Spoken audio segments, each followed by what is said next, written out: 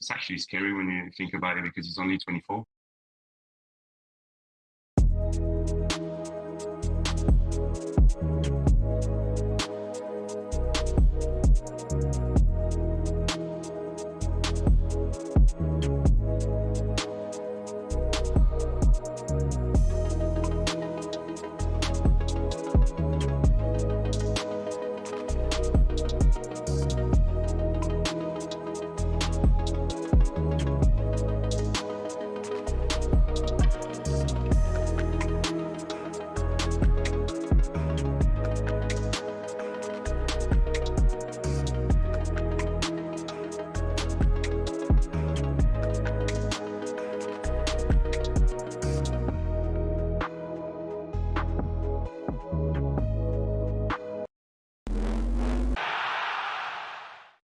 In 1994, FIFA looked at the United States and said, yes, this is the perfect place for a World Cup. To the average US sports fan, a 0-0 draw sounded less like a sporting event and more like a coding error. The greatest show on earth coming to town would soon change that.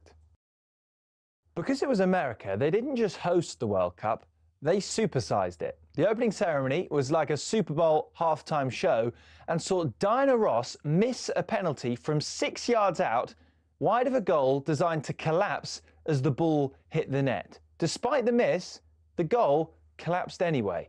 Classic Hollywood. When the matches started, something weird happened.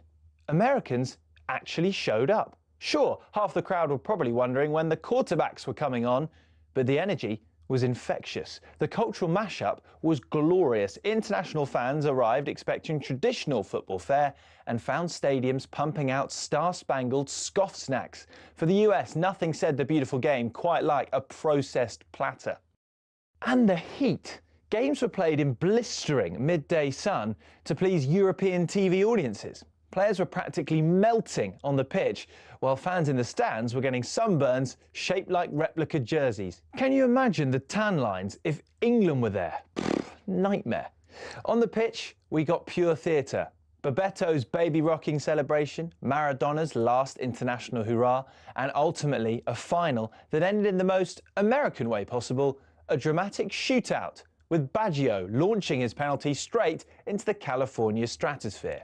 To this day, 1994 remains the most attended World Cup in history. The total for the 52 games, 3.5 million. That's an average of 68,000 per game.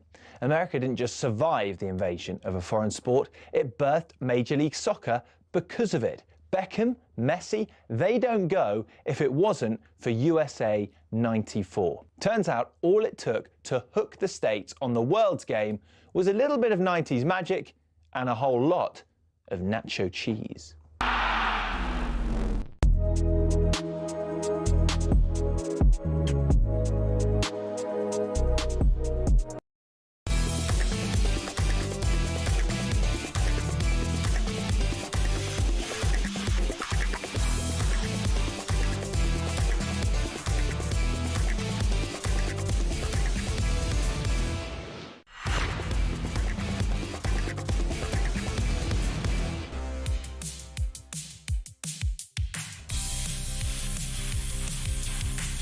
Good evening and welcome to the World Cup Game Day Sports Bar. Me, Jamie O'Hara, and the legend, Jason Cundy. Has anyone seen England?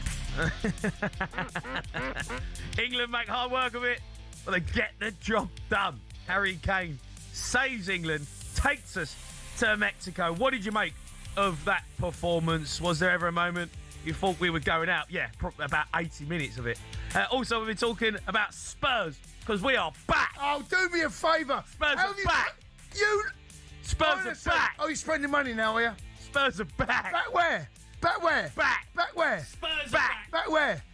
Back, who's it? 100 million package. Oh. For Tonali, done. Oh. Done. Great Spurs deal. are back. You Great all wanted deal. us relegated, but now we're back. We're going to be joined by talkSPORT US correspondent Ben Jacobs. We build up to another huge game later on in the show. Get involved. We can't do it without you. 03 717 22 33 44.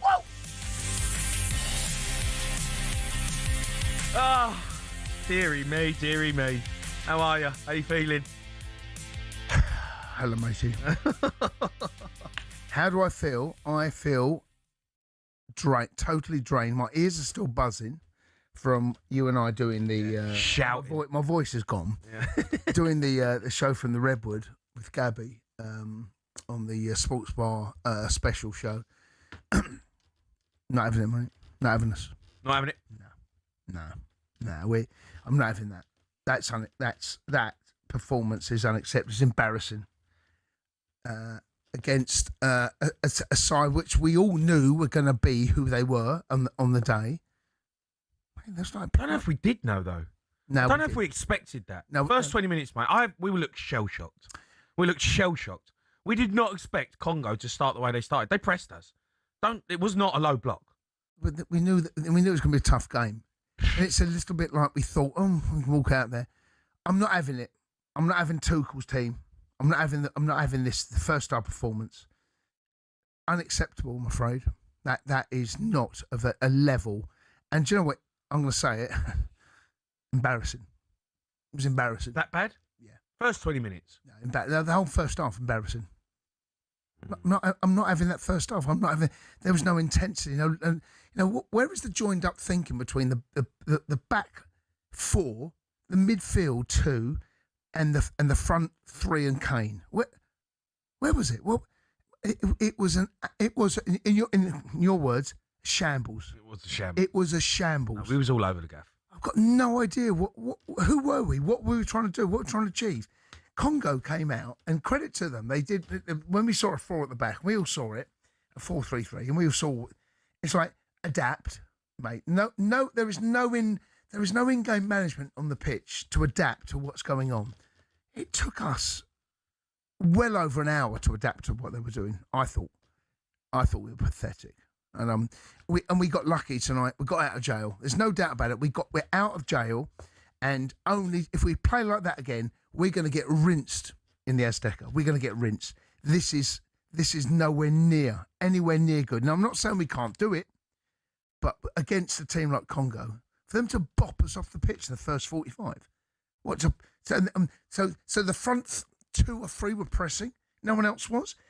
Spaces in midfield. I don't think we knew what we were doing.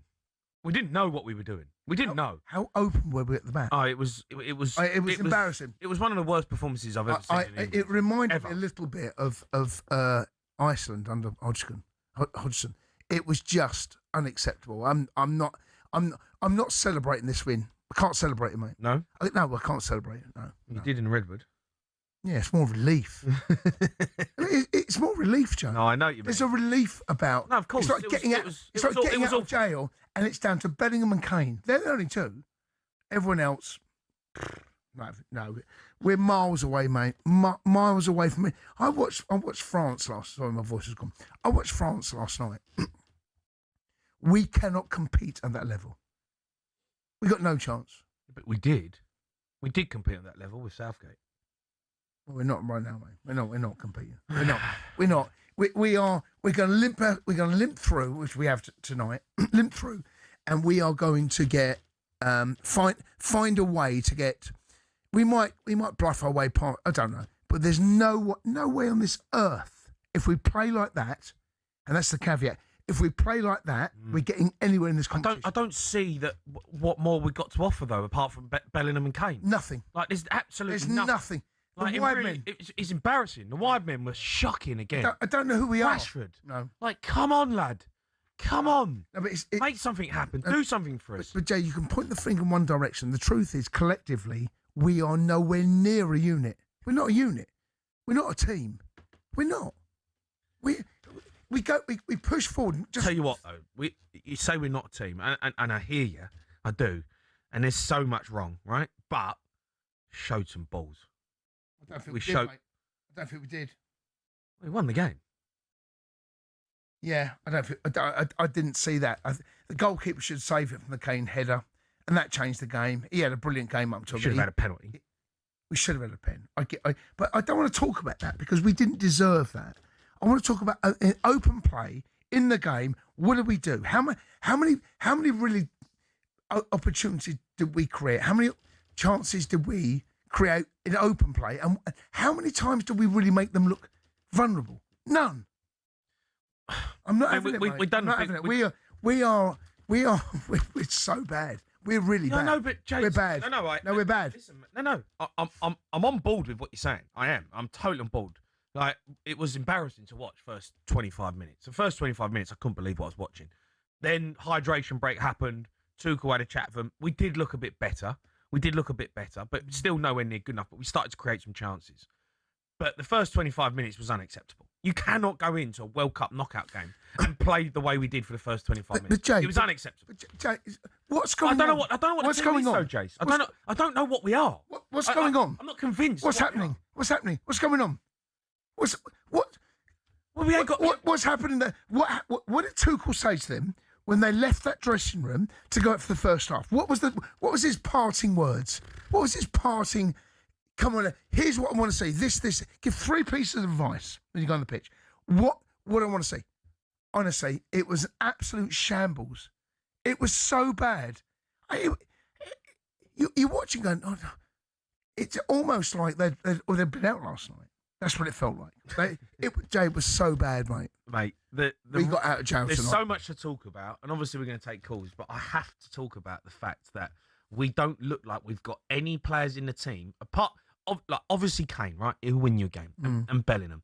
But, like, you can't have 2 players to win the World Cup. France have got 6, 7. Where are the players who are going to make something happen? And I don't want to go there, but I'm going to. Cole Palmer. Trent. Like, you've left these players at home. The right-back position, it's almost criminal that we're having to play Spence there. Spence doesn't start at right-back for Tottenham, who finished 17th. And I'm looking at it going, what's going on? What am I watching? Maduaki doesn't get to the byline, pulls it back to Spence. Spence doesn't want to cross the ball. It's not his game. It's not his game. He's athletic. He'll defend well. It's not his game. I'm sitting here and I'm like, all of a sudden, the best part of the game where we looked all right was when Declan Rice went right back and Saka played right wing because they had a connection. And if Saka tried to get to the byline, it didn't happen. Come back to Rice and Rice puts the ball in the box. And it's like, how have we not took Trent? How? It's going to go down as one of the worst World Cup squad picks ever. Ever. That Trent hasn't gone. Cole Palmer must be sat in O Beach in Ibiza laughing that he's not involved in this squad. Laughing. Because we are terrible. We're terrible. We are terrible. We are terrible. There's no getting away from it. One thing I will Harry say, Kane gets us out of a hole. He does. And Bellingham, the pair of them have got us through to where we are right now. And without those two, we're absolutely shot to pieces. One thing I will say, and I said this the other day, is that once you get past this stage, you will face teams that will play in a very different way, right? And Jay, I'm offering you an opinion. I'm not telling you fact. I'm not convinced. I'm not convinced, Jay. Keep saying this to me. No, I don't, Jay. I'm trying to get into Tuchel's squad mind about how he looks at the squad. He's got it wrong. I mean, I can't argue off the rubbish I just watched, but there is something to be said for the fact that when you play teams like Mexico or play teams like Argentina, Brazil, whoever, they will give you more space. That's a fact. It's what you do with the ball, right? And we look lost. We look dead. Even when we get spaces in wide areas where you can take player on, we look. We're like little birds. We're like little birds sat on the patio eating. You know, when you wake up one morning, you go out and you open the patio, and there's 10 birds, and you open the patio door, they'll fly away. That's what we are. They fly away. Don't want the ball. Fly away. And when they get the ball, what are you going to do with it? Don't do anything with it. Come back inside. Easy. It's easier to come back inside and keep the ball and then move it left. And then it's so slow and it's so boring and it's so dull and boring. It's like, Let's go to Michael. He's a Man United fan. Mikey. Mike. Speak. What's going on? Mikey. Boys? Mike. Right, pin him. Let's go to Gabby. He's Arsenal fan. Gabby. Right, Gab. Oh, gents, what I say the other day to you about putting Deckers at right back, mate, honestly, it's like, we can't keep doing this, guys. I just turgid, lethargic, lacklustre. Do you know, I just- do you know what the I scary just- thing I is, just- Gabs? You know what the scary thing is? Go on, mate. How bad are we at the back? No, it's We You look, know what I thought we look it- like we're going to I thought it concede every was? time they went forward. You know what? Listen, I did think this, and I know Maguire's mum had his spat and all that, but we look like we've got no leader at the back. We've got nobody like Tony Adams or Terry Butcher. We've got nobody sat there at the back ordering people about, and I felt like we only had a little bit of militant about us. And do you know what? Actually, like you just touched on there, when Saka was there with Deckers, if Saka didn't put it in, Deckers did, and them crosses, that could be the thing that gets out of jail. But if we do play, look, I mean, I've watched 80% of the matches, guys, because I've been working nights, so it's been fantastic for me. But Mexico, they are a different animal, mate. And I'll tell you what, we play like we do first half, we could be 2-3 down, lads. And we could be. I don't think we'd just be embarrassed, Cundy, as you said. We're going to be. We might be the laughing stock. We nearly got, turn up, we nearly got aren't we? embarrassed today. I mean, Witts just misses from 3 yards out. We should be 2-0 down. How we don't score, I'll never know. But I just can't. What about the first goal, Jace? The first goal? What is going on? Where'd you start? Where'd you start on the first goal? So, for the ball to build through the midfield the way it did, and then for it to be left on. Who scored the first goal? I have to look now. It's. Go on, you talk. I don't know what, does it? It don't matter who scored. I know, but he found himself in a space. And you and I disagree. And I've done the show with you and Gab earlier about Pickford conceding at near We post. shouldn't get beaten on the near post. And You shouldn't. I know we've had this argument. No, I'm going to have it with you again. It's a saying in football that for me doesn't make sense, and I'll tell you why it doesn't make sense. When you are facing the goalkeeper 1v1, it's like you shouldn't get beat near post. When you're 1v1, he should score from that position. He should score. But it's not really 1v1 though, Jason. Well, he is. He's not through 1v1. No. He's got a free shot. Okay. But he's on the edge. He's on the corner. He's not going through 1v1. No. But he should hit the target, right? Yeah, hit the target. Right. Okay. But he shouldn't score in his near post. Who's favourite there? Pickford. No. Near post. No, scoring the goal. Who's favourite? Well, he's 50-50. It's 50-50. What do you mean? What do you mean? So when he goes in that position, who's more likely? Is he more likely to score, or is he more likely to be saved? It's 50-50. 50-50. What do you mean? I'd take those odds over the striker every day of the week. Well, hold on. If it wasn't 1v1, Jace. It's not 4 or 5 It was. yards out. No, but it's Is there anyone in front of him? Yeah, I know. I hear what you're saying, but it's not like a 1v1 where it's you against the keeper. It is. That's exactly it. No, but he's got a shot. He's got a shot from what, near the edge of the box, all right? Just inside the he's in Six a, yard box. No, he's not the 6 yard box, Chase. I didn't say it again, but It's not 6 yard box. Anyway, regardless of that, you can't tell me that Pickford shouldn't do better. He should do better.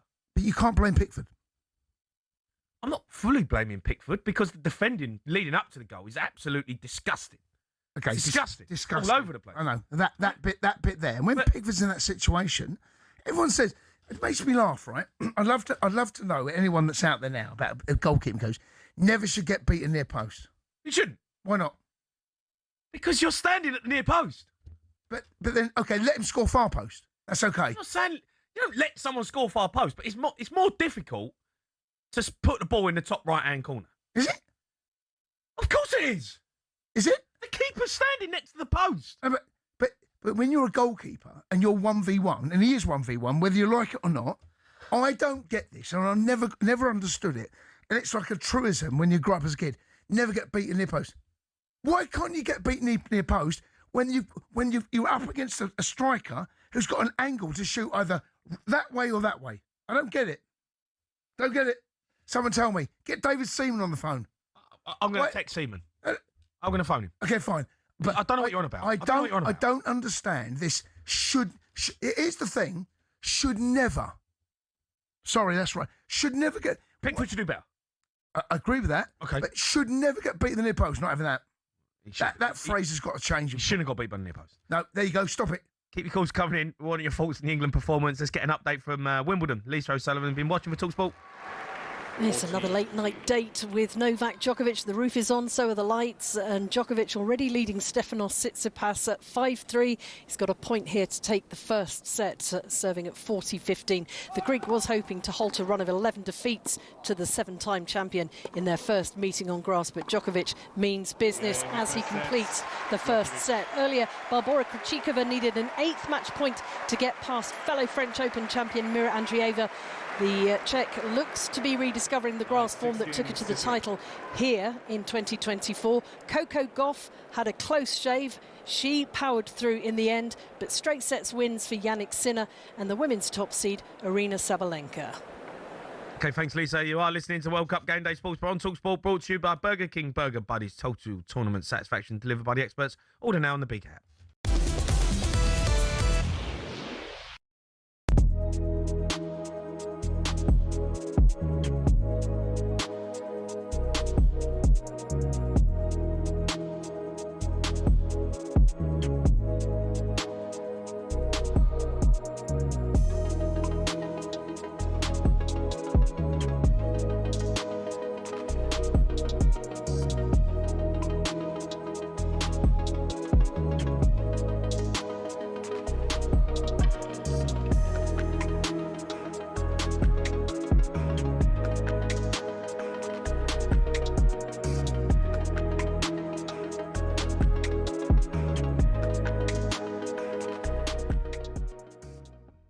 These fellas are amongst the bravest in New York. The window cleaners behind us here. If you're watching live on YouTube, let me describe the scene. As everybody now knows, we are 50 floors up here at the World Trade Center. And what we know, we've done a bit of research. We know a bit more about these fellas. The bravest workers in New York City. Angel and Milton clean the windows outside here in New York, the World Trade Center. Look at that. They never look down once. They just go about their business on a regular basis. They've been here for 10 years doing this. Incredible. And they're joining in. Now, how about that? Transfer window cleaners. If you're watching on YouTube, if you're listening on talkSPORT, Angel and Milton have joined in. They are as much aware of us as we are of them, clearly, and they're aware that we are broadcasting. Free from Simon, is it? Free Martin Keown. There's another one. Simon Jordan for PM. Yeah. Oh, you guys. They are 50 floors up. I mean, the drop down there is unbelievable. Angel, who I was in conversation with just a few days ago, was telling me, what about this job you've got? How on earth do you do it? There they go. There they go, guys. How about that, folks? Angel was telling me, do I worry about what I do? Cleaning the windows of the World Trade Center, 50 floors up. And he looked at me and he said, I was more afraid of being broke than scared of heights. Oh, gosh. What about that? Yeah. He says, it's a job I do, and I just do it on a daily basis. State of mind, isn't it? I've got some mouths to feed at home. He's got a couple of kids, and he says, I was more afraid of being broke than scared of heights. How amazing is that? I couldn't do it. I couldn't do it. Yeah. There's no way I can do it. I can hardly go near the window. I'm the same. I'm the same. Stand out there. I'm the same. You know, it's exactly the same. Ridiculous. But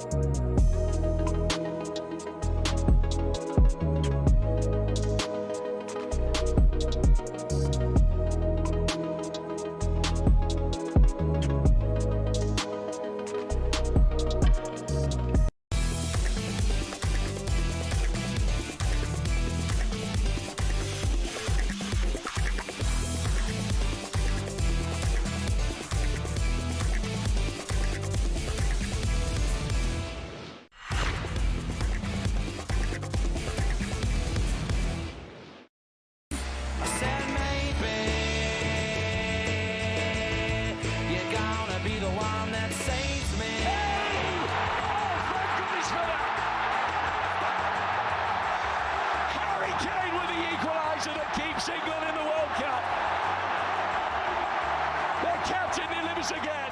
On the turn. Oh, what a goal! Harry Kane onto his right foot, drives it into his top right-hand corner. England's captain courageous, leading by example again. On a day when they've needed inspiration, Kane steps up to the plate. You are listening to World Cup Game Day Sports Bar on talkSPORT, brought to you by Enterprise Rent a Car. Whatever it is, they're here for it. Let's get straight to some calls. Adam, he's a Pompey fan. All right, Ad? All right, Ad. Oh, hello, mate. Adam, hello, mate. Jamie. How are you?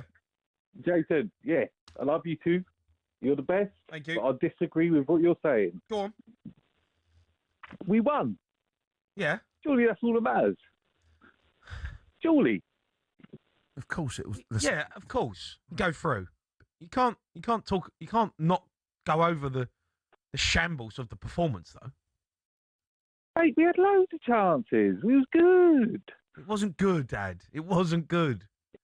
It was good. Come on. No, Ad. It wasn't You're talking good. rubbish, mate. Yeah, come on. Yeah, we've gone through. won. Yeah, I know we've won. Through. Yeah, I In know the next round. We're in the next round. It's coming home, mate. It's coming home. Where you been tonight, Ad? Just at home with the missus, to be fair. Is your can we speak to your good lady? Hey, no, you don't want to speak to her, mate. Well, she might speak more sense than you. Mate, it's coming home. Come on. It's not Get coming behind home, the though, Ed, boys. is it? Hey, It's not coming home, though, he's is picked it? the wrong squad. I agree with you. He's picked I a actually do agree with terrible, terrible squad. But we got to get behind the boys. We'll get behind the boys, but at the same time, we can't. They're not without criticism. That first half performance is not acceptable. It was terrible. We looked like scared little sheep. We didn't know what to do, running in different directions. The first quarter. Now they're quarters now. I think he's had a few. I'm going to move on. I'm going to go to Steve, who's Arsenal fan. Steve. All right, Steve-O. Hello, lads. Great show again, as usual. All right, Steve-O. Can you hear me? Yeah, go on. What do you want to say, Steve? Go on, Mason. Yeah. I've got loads to say, but first of all, why has Tuchel picked a squad where he's left some of our best individual players at home, and now we're having to makeshift right backs and things like that? I know. We're still playing side to side to side to side. Even after a new manager who's meant to come in and change the way we play, we're still playing the same way. Every time they Worse play than Southgate. decent, Worse than Southgate. yeah, I'd say that. Like, that performance today was worse than Southgate. There was nothing in that performance that was when any we played different. a decent long ball, the player receiving the ball, the touch was awful. And even when we went 1-1 up, I was still, honestly, I was like, come on, Congo, because you deserve it the most. We were that poor. I was that annoyed watching it. You weren't wanting Congo to win, were you? No, I wasn't wanting them to win, but I thought they deserved it more up until. Well, let's be the honest, 80th right? minute, really. Let's be honest. They didn't do anything in the second half, really, Congo, did they? They didn't have loads to go at, all right? The first half, I thought they were brilliant, all right? And they could have been 2-0 up. But the second half, we were still poor, but we were in control of the game. It was only one team, really, who were going to look like scoring. And it was us. One thing I think our wingers are not at it. Saka looks like he just don't want to play football anymore at all for Arsenal or country. I disagree. Rashford, he's Steve, got what are you on about, mate? Steve, he's got no finishing product. Steve, what are you talking about, mate? Well, What do you mean? What do you mean doesn't got no interest? Just looks, and even at the end of the game where they're singing Wonderwall with the fans, the only players that were actually singing along were Bellingham, Kane, Rice. The rest of them, who cares? Not interested. They're not in Oasis, are they? They're footballers. They've got to sing at the end of the game, have they? Well, no, I know that, but it's just like they just look uninterested. There's no why does it take a water break for them to get kicked into gear? Why don't they come out like that from the start? Surely Tuchel says the same thing that he says. Well, at the water break at the start of the game. Steve, listen, thanks for your call.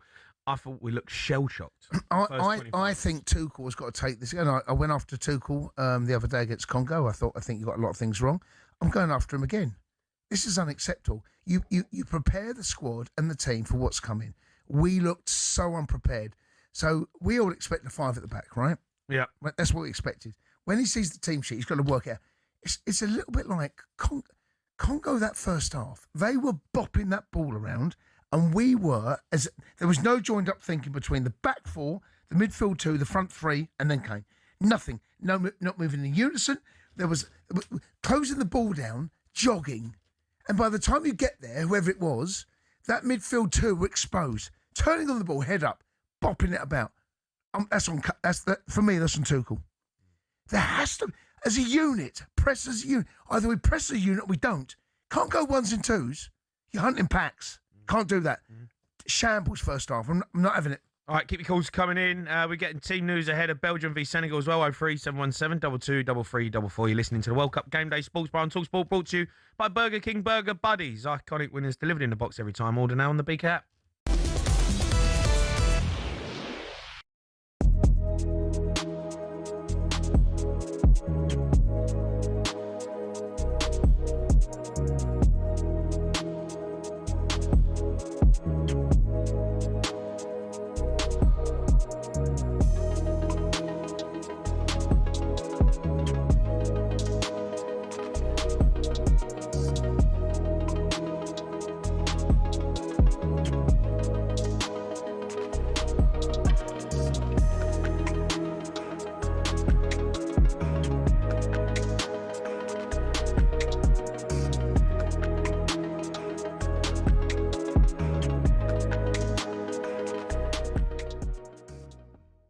The new norm appears to be 100, 120 million. Will the market reset at some stage? Who cares? I mean, this is the nature of the business. It's a circular industry that spends its money in a certain way. Who cares? What the big concern for me is about the wages that go with it, because transfer fees are capitalisable. They go back around in a circle. You sell a player, you buy a player, the market moves around, money moves around between football clubs, it stays in the industry. Only a horrible, unappetising thing is it goes in the pocket of grasping little flea bag agents. And that's the part of the industry that needs to regulate itself better, because that's money going out of the industry. But money going around in a circle between football clubs, who cares about the quantum of it? It's entertainment. Go look at the American sports. Go look at what they pay their stars over here. You start looking at the NFL teams, you start looking at the NBA teams. Their wage rolls are $300, $400, $500 million. And the scale of their industry is so significant. But you say that wages have got out of hand. Come on. Now, wages, because the problem with high transfer fees is wages coming in behind it. And that's the challenge. Yeah. So for me, I now look at it, looking at from the outside in, having been in the inside, railing against the system, and trying to make sense of it from a business point of view. Stop trying to make sense of it of a business. It's not a business. Football is not a business. I always say it's a business and try and run it like a business. It's not a business. It's a sport. It shouldn't be governed by business rules. There shouldn't be this PSR nonsense in place. People should be able to invest in football clubs and build them as they want, because people own football clubs now for a whole different set of reasons. I know that, but you see it differently to the rest of us. You are somebody who made an enormous amount of money due to your own business acumen. Sure. For the man in the street, Simon, this is a nonsense. But the reasons why it's a nonsense. For the fellow who can hardly afford his season ticket. But this is the reasons why it becomes a nonsense, because, or not so much a nonsense, but it becomes challenging for the man in the street because it has a drag and tag effect. The cost implications of effectively the PSR governance means that ticket pricing and things of that nature become so much more prevalent because people are trying to fold their business down into a mechanism that actually makes commercial sense to the governance, which makes no sense whatsoever. What is it fixing? What did it fix? What did we fix with PSR? This mythical idea that people are going to go bust. What, because a few football clubs have had some challenges?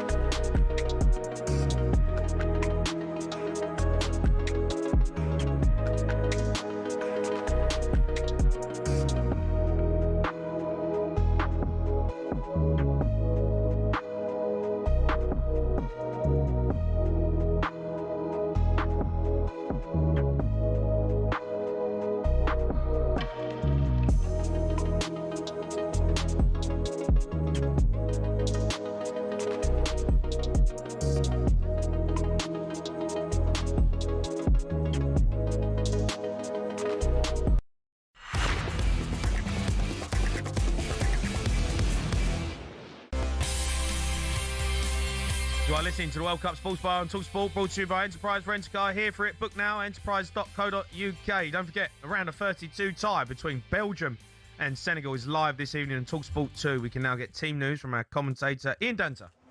Thank you, Jamie. Well, we've had Europe against Africa already this evening, and the same thing applies in Seattle. First ever meeting between Belgium and Senegal at any level, whether friendly or competitive.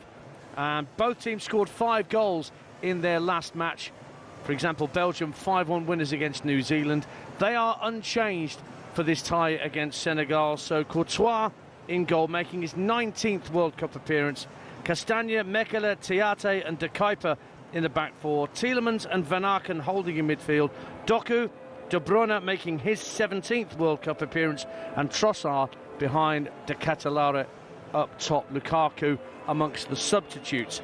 As for Senegal, who beat Iraq by 5-0, well, they make 3 changes. Pathé Ciss comes in at centre-half.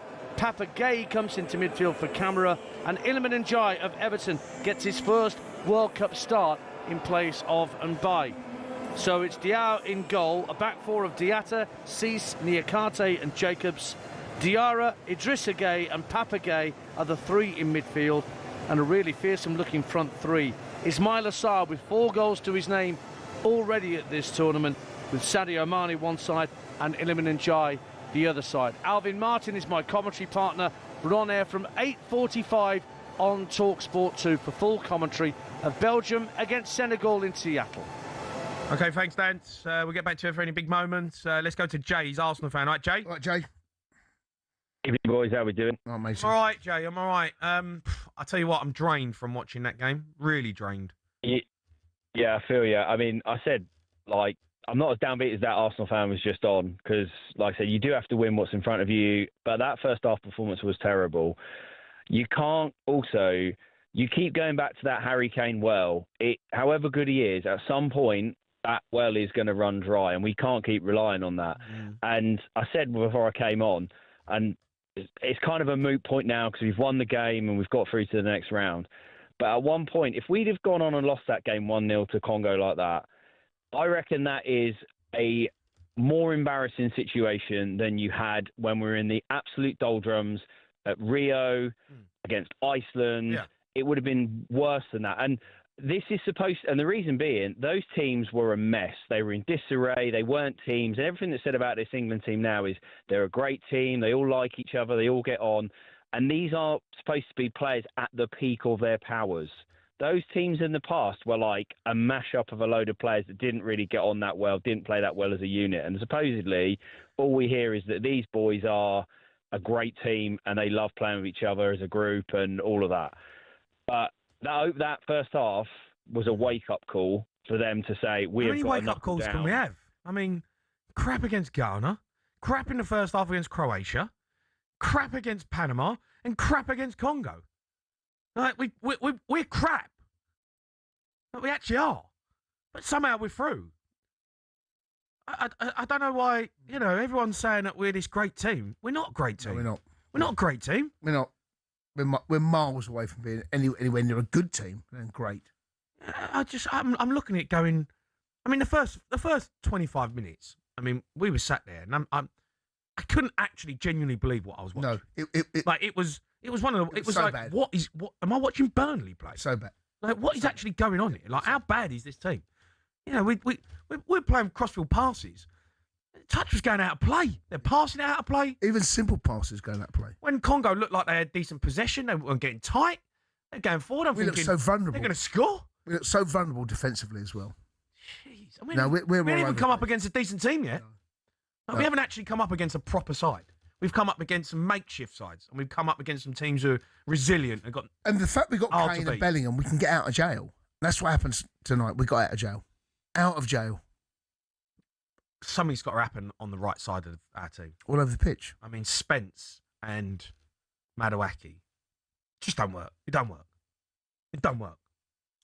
Something. Would you play Rice at right back? No.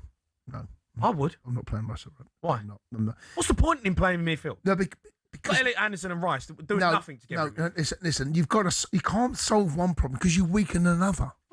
It's not weakening the other. You are. It's not. You're weakening midfield. You're telling me Rice ain't the best. Now's when we need Rice midfield. Rice's best performance is when he's gone fullback. That doesn't. Now the World Cup opens up for England. We find ourselves in a situation where I've got He's got hiccups. Let's go to a call. Ryan, he's a Chelsea fan. All right, Rice. Hello, mate. You all right? How are you? I'm all right, Rice. I'm all right. Go on, what do you want to say? England give me the hiccups, mate. I think we need to drop Rashford. Absolute, crap, if I could say that. Anderson, I don't think anyone's mentioned him either. How poor is he? He's not. But no one was great. Who was great in your world? I wasn't standing there watching Anderson going, "Oh my God, he's having an absolute stinker," but he ain't doing anything.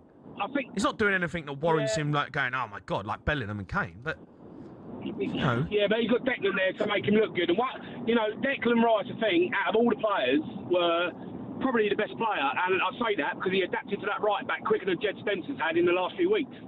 Bellingham and Kane. He's at practice. Nah, he's just aggressive for no reason. I don't agree with that. But each to their own, I guess. Bellingham, no way near. What do you mean? He's our best player. Hey? Jude Bellingham and Kane are our two best players. Yeah, but I just think if we take them two away, it's always relying on them. Yeah, I know. We're talking about the rest of the squad. We're talking about the rest of the squad when they're crap. Listen, Rise, I hear you, but I'm starting to get the ump with people when people keep saying you're over-reliant on Kane and Bellingham. Well, Argentina are over-reliant on Lionel Messi. France are over-reliant on Mbappe. Elise. Yeah, like every team has players in the team that you rely on. Kane and Bellingham are our two best players. The other players need to step their game up. But you're always going to be reliant on your two best players. Our two best players are Bellingham and Kane. Of course we're over-reliant on them. Yeah, you expect them to step up. I just think the fact that we always are relying on them, I think to just take them out of the equation because we need to improve, comment on the others rather than keep commenting on them. They're doing the job. I don't know about it, and I think our defence... Listen, you say you want to drop Rashford, right, Rise? You want to drop Rashford? Yeah, 100%, yeah. Gordon ain't done anything different. No, admittedly, but he hasn't lost the ball as many times as Rashford throughout the last few games. If you look how much he has lost the ball, and he never traces back every time. He does on occasions. I just don't like his... I just think Rashford's got a goal in him. I thought he was poor today. I do. But there's something about Rashford that he's got a goal in him, that he's got something in him. He needs to be better, consistently better. But there's something about him where I just feel like he will get a goal. Gordon, I'm just not convinced there's a goal out of him. No, I agreed, but if you can't do it against Panama, Congo and Ghana, what likelihood is he going to score when we go against the top sides in the next round? Well, it'll be totally... Sorry, it'll be right. No, I'm not all right. No, but hold your breath. 20 seconds. No, I can't. The next break. But the game will change next time we go out to play against Mexico. It will change because the way they're set up. The last three games we've had Ghana, Panama. Oh, you've got to talk, man. I can't. I've got the... No, go on. Carry on. Ghana, Panama, and now we played against Congo. They all play this a similar way. I actually thought the Congo, of all the teams we played, right, they were the best at it. The way they're structured, the way they're set up. They played a 4-3-3. Thought they're excellent. The way they're set up. I thought Ghana were better. No. Ghana were better. No, I didn't feel. In terms of attacking as well, I thought Congo were the best. All right, keep your calls coming in. I'm going to let Cundy go and hold his breath for 20 seconds. How'd you get rid of hiccups? Yeah, I don't know. How can you get rid of them? I think you drink water or... Upside down? Yeah, or someone's got scared. Someone can phone up and tell me to get rid of hiccups. Well, there's plenty of ways to do it. Keep your calls coming in. We're going to discuss England. They make it past the Congo. Want to know your thoughts on it. Want the chance to win £26,000 tax-free cash as well to celebrate the 2026 FIFA World Cup. We're giving away the big bucks. Continue England's winning feeling. Enter now. Here's how. Head to talksportwin.com to enter and for T's and C's. Win 26 grand in your hand, courtesy of talkSPORT Win.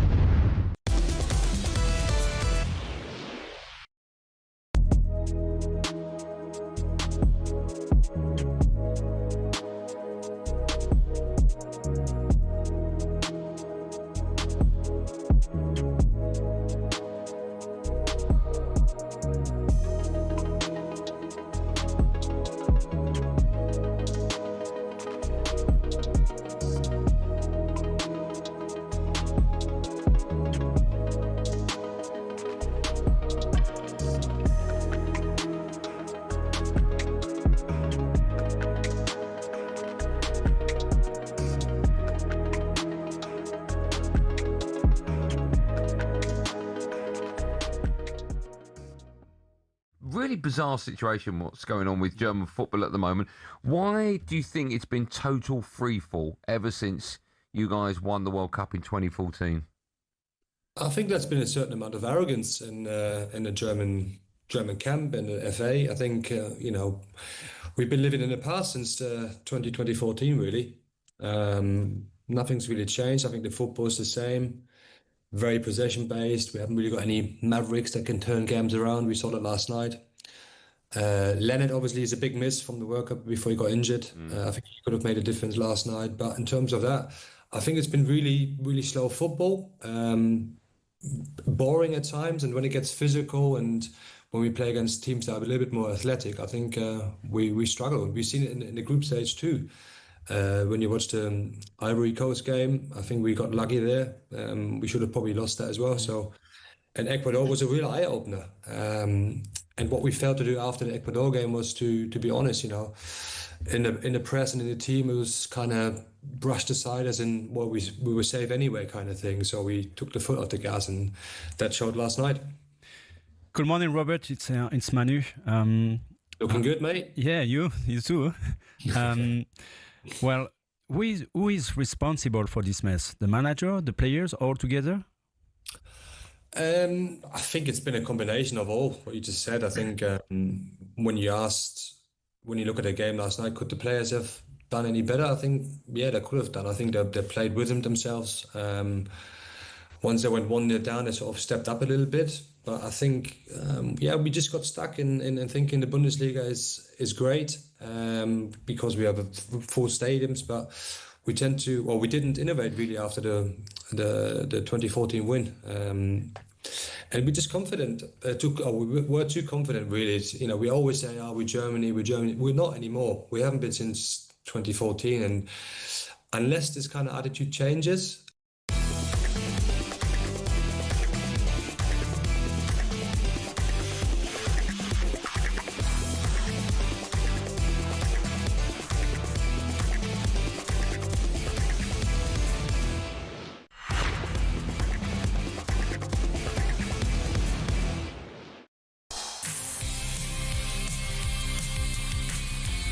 You are listening to the World Cup Game Day Sports Bar. Me, Jamie O'Hara, and Jason Cundy taking your calls. Keep them coming in. 03717 22 3344. For most people watching the game tonight, a stressful 90 minutes. Not according to England boss Thomas Tuchel, though. He spoke to talkSPORT's England correspondent Faye Grovers after the game. Thomas, firstly, congratulations. Thank you. Secondly, please settle a debate for us, because I was stressful. The fans back home were stressed. Declan Rice said he wasn't stressed in the slightest. What was it like from the dugout for you as the manager? Where did you watch? From where did you watch? Behind the goal. Behind the goal. I have to tell you, of course, it's now easy to say, we were never in doubt, but I felt no fear of the players, and I felt no disbelief. I felt no disconnect to what they want, and I felt them in full belief, latest after 20 minutes after the first hydration break, because it took us a while to get our press right and to grow into this game. But then I liked what I saw in the last three quarters, and from our emotions and what the players transmitted to me on the sideline, I felt the belief this team just was absolutely not ready to give in today and was not ready to accept the defeat. And that's I think that's what they transmitted to me, even in moments where the goalkeeper seemed to save everything today. But full credit, I think we deserved the win, but it was quite a hard rock to crack today. I don't know what game he was watching. Time now to hear some of your shared takes for Burger King. Shared takes on talkSPORT with Burger King Burger Buddies. Total tournament satisfaction delivered by the experts. Order now on the BK app. Let's go to Tony. He's Arsenal fan. Right, Tone? Right, Tone. Yeah, hello, you're right. Yeah, all right, mate. I just want to say I agree with Jason Cundy. We look so open in midfield and defence, especially the right back with their goal. I don't know how much space he had. It was unbelievable. And I disagree with what Tuchel's just said. It's literally the first half was just boring to watch. Just sideways, backwards.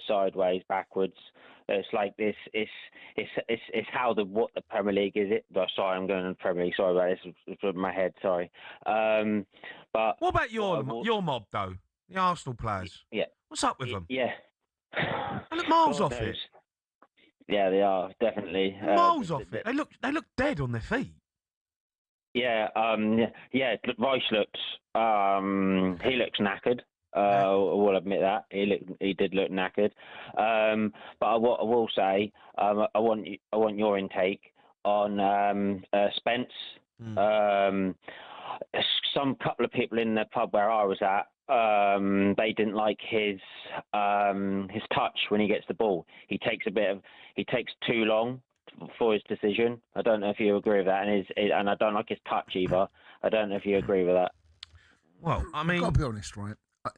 No player in that first half can hold their head up. I thought it was a shambles of a performance, with the ball and without the ball. Honestly, I thought we were terrible. Honestly, I love England, but I've got to be honest. I thought we were terrible, mate. I know. Without the ball, you can love England and say we're terrible because we were. Of course, but you've got to be honest. Without the ball, what were we trying to do? I can't believe how easy it was for Congo. They passed the ball. I guarantee if you spoke to them at half-time, they're going, I can't believe how much time and space you got in the ball. So you got Kane pressing. Is he? No, he's not. I can't believe the space between Anderson and Rice and Kane. The gap and Bellingham. It was huge. Times they were just walking. It was huge. No, it was, and they're just popping the ball. I don't know, but they must have thought, in my head, the only conclusion I can come up with is that they thought they were going to play a low block. Yeah. And they thought that where we were going to control possession. So they was expecting the whole team talk and everything about it was being able to deal with a low block, right? And keep the ball and move it quick and blah, blah, blah. And then all of a sudden, we didn't have the ball. We 1-0 down. We didn't have the ball and they were pressing us and there was space all over the park. Like we'd forgot that actually, we still got to be organised as a team. What are we doing without the ball? Joe was so open at the back as well for the so midfield. We're bad at the back. It is as disjointed an England team as I can remember. We're bad at the back.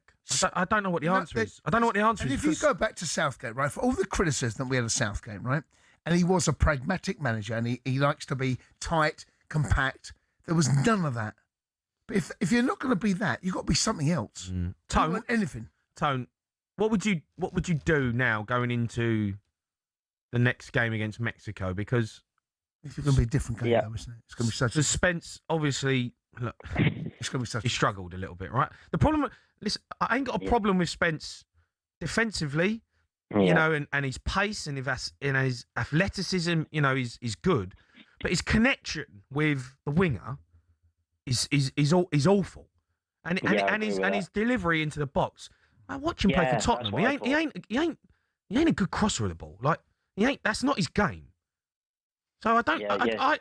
The best I saw us play out on the right was when Saka come on and Rice went to right back because they know each other. There's a connection there between them. They trust each other with the ball. But when Saka got it 1v1 and it didn't, he was like, right, I can't get past him. I'll give it back to Rice and Rice deliver. And you know you're going to get a decent cross. And the players know what's happening. I think with Spence, it was a bit like no one knew what was going on.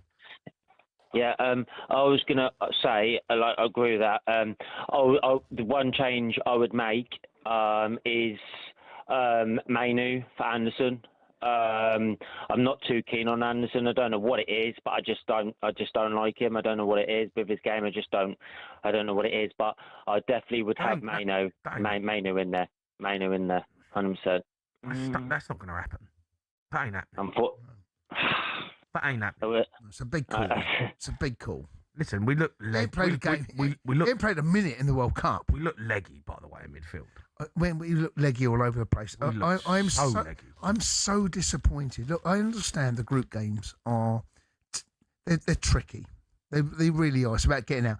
This is where you go, okay, we know what we're up against. We know we played teams like this before. It's not like we're coming up against a new system or certainly a new team that how they're going to play. But Congo, they were so good for an hour. They were better than us. We got out of jail, mate. 100% got out of jail. And I think we need to see that and recognise it. Tuchel's got to see that, surely. Let's go to Stu. He's a Portsmouth fan, Stu. Right, Stu. Hello, mate. How you doing? I'm all right, Stu. Go on, what do you want to say? Well, I just think you two being a little bit down on it. I don't disagree with you on the fact that we could have been better, but at the end of the day, it's knockout football. I mean, I don't think we were as bad as what you said first half. We weren't brilliant in the slightest. We were terrible, Stu. We were terrible. Did you watch terrible, the first 25 minutes? Terrible is a strong word, Jamie. We were terrible. We were worse than terrible. What's a worse word than terrible? Can't say it on air. Yeah. Like, we were absolute guff. Well, you can say that, but at the end of the day, we come out of it with a 2-1 win. Right, it's knockout football. At the end of the day, I rate both of you, but we're playing Congo. Yeah, and how many? Congo got through. Germany and Netherlands are on the plane. They're gone. Right, but Stu, it's not like me going through with being blinkered. But at the end of the day, you both know that the squad that went isn't up there, rated, with the top sides in this tournament. So for us to get through and get out, especially going 1-0 down, right? It's not me crediting them or bigging them up. But at the end of the day, we got the win, and we're through. Will we go any further? I'm not going to no, but isn't that the conversation now? Isn't it the conversation about what we've seen of the last 4 games? Right, played 3 group games and tonight. Okay. And the only time I actually come away from an England game, second half against Croatia, we go, that's what we're capable of. Okay, and I understand that the other teams will play in a certain way. Mexico won't. So I'm kind of hopeful that actually Mexico may find a system that suits us, as opposed to the way that we've seen against Congo. See, Ghana in particular, Panama. They're the games you go, found it really tough to break them down. But we look so leggy when we got to play the team at the Azteca at altitude. Have you played at altitude before? No. I have. Right. It is brutal. Right. Okay. Brutal. You think you're fit? Hey, try and play at altitude. You'll find out if you're fit. Well, okay, and we're against Mexico, the host nation at the Azteca. They've played 88 games, lost 2, I think it is now. This is the if you had to ask for a pound of Cundy money, where it's going out, mate. If you've got a shared take your own, you can voice note, simply give us a call 03717 223344. That's all thanks to Burger King. Shared takes on talkSPORT with Burger King Burger Buddies. Iconic winners delivered in the box every time. Order now on the BK app. Keep your calls coming in. We're going to take them after 9 o'clock on the Game Day Sports Bar.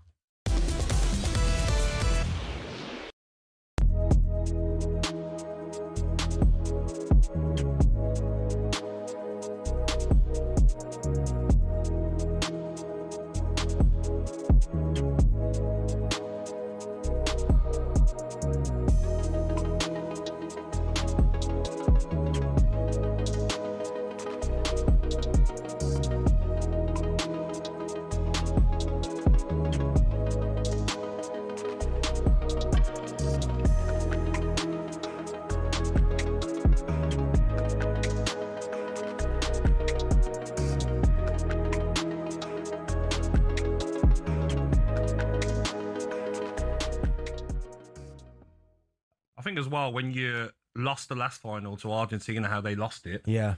The Argentina players celebrating after that penalty. It was a bit spicy, wasn't it? Yeah. They'll want revenge. 100%. They would love. I don't think they can face Argentina in the final. I'm not sure. But no, they can. Yeah, they can, because they're on separate sides of the Exactly. draw. If they was, I've just seen the step over again. Told you, mate, if that was R9, you are right. That was R9 speciality. Step over and then goal. Yeah. Even that, who threaded the ball through? Elise. Through the legs of the defender. Incredible. We're just watching the replay of the goals now. What Bentley says, you can't stop this. Look at this. They've got bodies behind the ball now, watching the third goal. Yeah, Run here from Mbappe behind. No spacing behind, but they find it. Yeah. I don't think we've got that. Of course we haven't got that. I don't think we have. Don't think we got that. We're nowhere near them. Do you know what? In midfield, though, that if England play France, listen, France are the favourites by. It's just not close in terms of the quality of the squad. But the midfield battle will be interesting, because I think our midfield could give their midfield a run. Tchouameni, Rabiot, Kone. I think he can go up against that. I agree. Left back as well. Yeah. I love Digne, but I think left we'll back, get mauled. you could get at Digne at left Yeah, back 100%. Come there, right back. I think we get mauled if we play them. No, I don't think we did it in the last World Cup.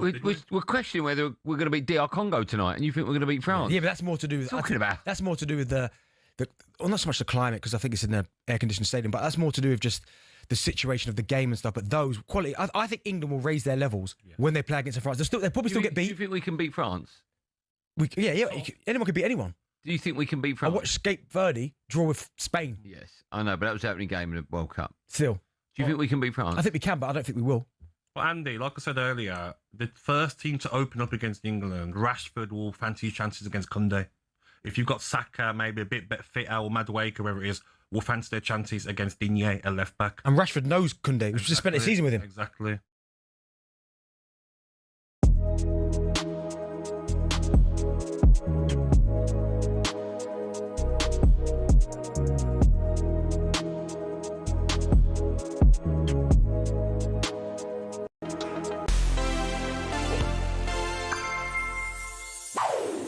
It's not easy to follow in the footsteps of your idol, especially when he's Diego Maradona and your country expects you to emulate him.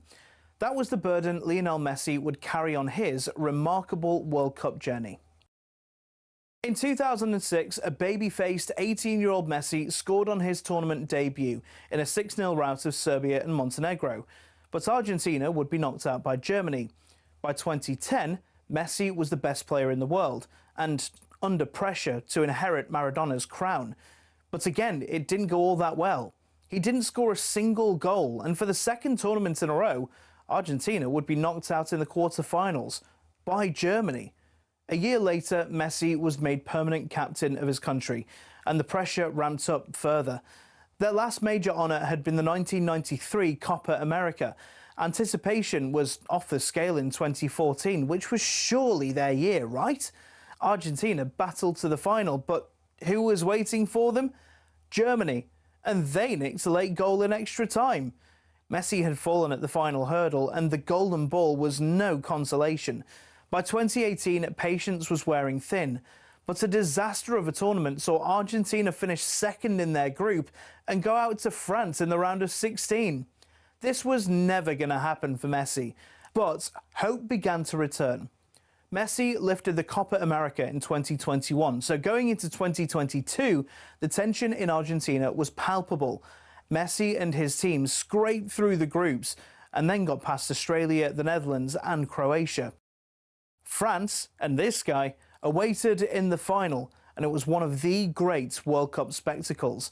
Messi scored 2 as the game went the full distance, but when Argentina's winning penalty went in, Messi didn't run.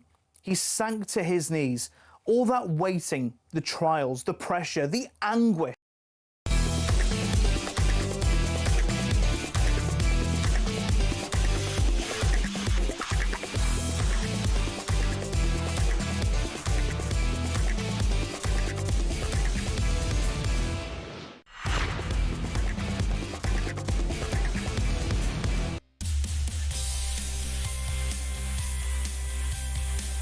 Yeah, good evening. You are listening to the World Cup Game Day Sports Bar on talkSPORT. Me, Jamie O'Hara, and Jason Cundy taking you through for another hour of calls. 03 717 223344. You want to have your say on England's 2-1 win over DR Congo. Let's go to Darren. He's a Spurs fan. All right, Daz up. All right, Daz.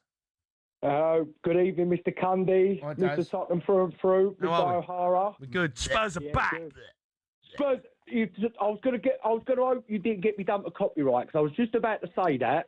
O'Hara's quote: "Spurs are back." Yeah. Spurs We are are back. back. Spurs are back. We're going to talk about Spurs a little bit later on in the show, but let's talk about Can't we? England. Yeah, mate, we Yeah. have to, don't Can't we? wait. We have to. Can't wait. But let's talk Yeah, about all right, Dazza, I know. let's talk about the game. What did you make of it? Bitty, very bitty. You know, they had chances. They had a lot of chances, but Jamie, we've got a superstar. Harry Kane is a superstar, right? Now, listen, I'll take you back. I know you don't want to talk about Tottenham, that's fine, because we're not talking about them.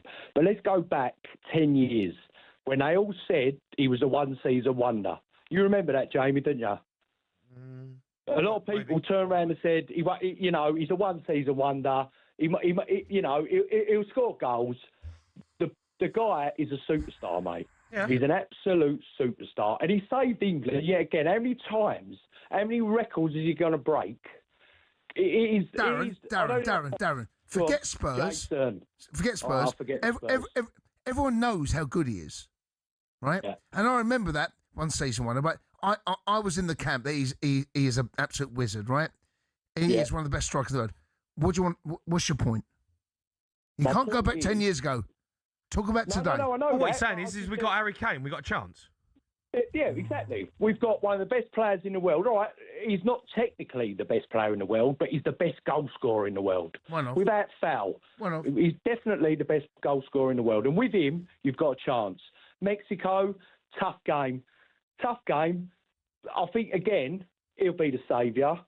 Him and Bellingham. And then obviously, going forward, they've got a lot of... The wingers have got to do more, though, haven't they, Daz? The wingers have got to do more, yeah. All over the we are relying on Kane and Bellingham, and I ain't got a problem with that. All over right? the pitch, Yeah. mate. But you know, we got.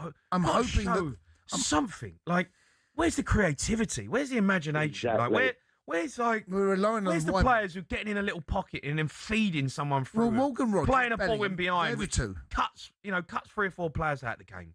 I'm not seeing any of that. We don't have those players.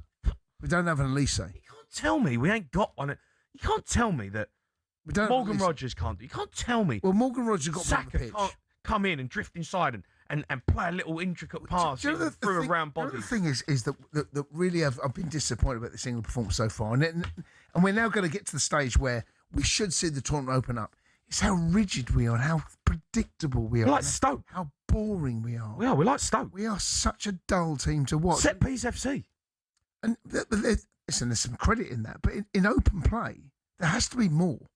Our crosses, how many times the ball, and I'm not just blaming these players, but Madawaki and say, cross the ball at that far post, and it goes out of play. It's like, oh my God, it's terrible.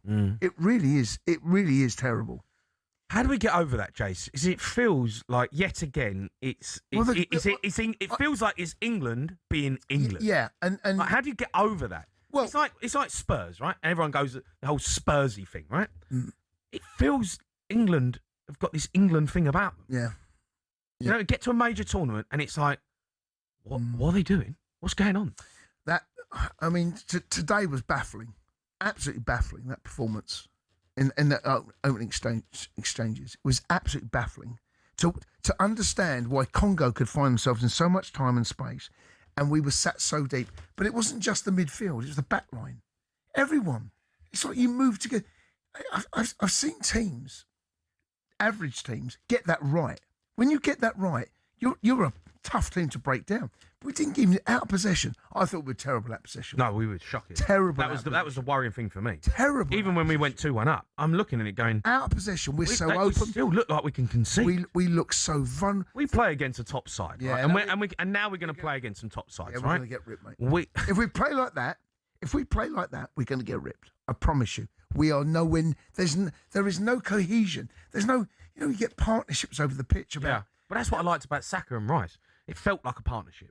That was the only thing. And I know you don't want Rice playing right back. And I get that. Kind of that, mate. But it felt like there was a partnership on the pitch. It felt like they knew each other's game, where each other were going to run, what he was going to do. He knew him.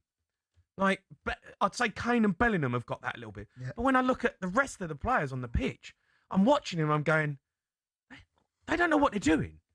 They don't know how each other play. There's no kind of cohesion between the players. We look so lost. It's scary, mate. It's scary. Well, this is where Tuchel earns his big bucks. There is a caveat, like I said. We are playing against teams that defensively they're far more mindful about not conceding. Congo, to be fair, to credit to them, they got both parts right in that opening 20 minutes. Yeah. They attack with pace and cause us problems. They also defensively look solid. And we look lost. It's how lost we looked. Let's go to Will, who's a Sunderland fan. Will. Oh, Will. Hello, lads. How you doing? All right, Will. I'm all right. You watch a game? Yeah. Yeah, unfortunately. Yeah. What do you make of it?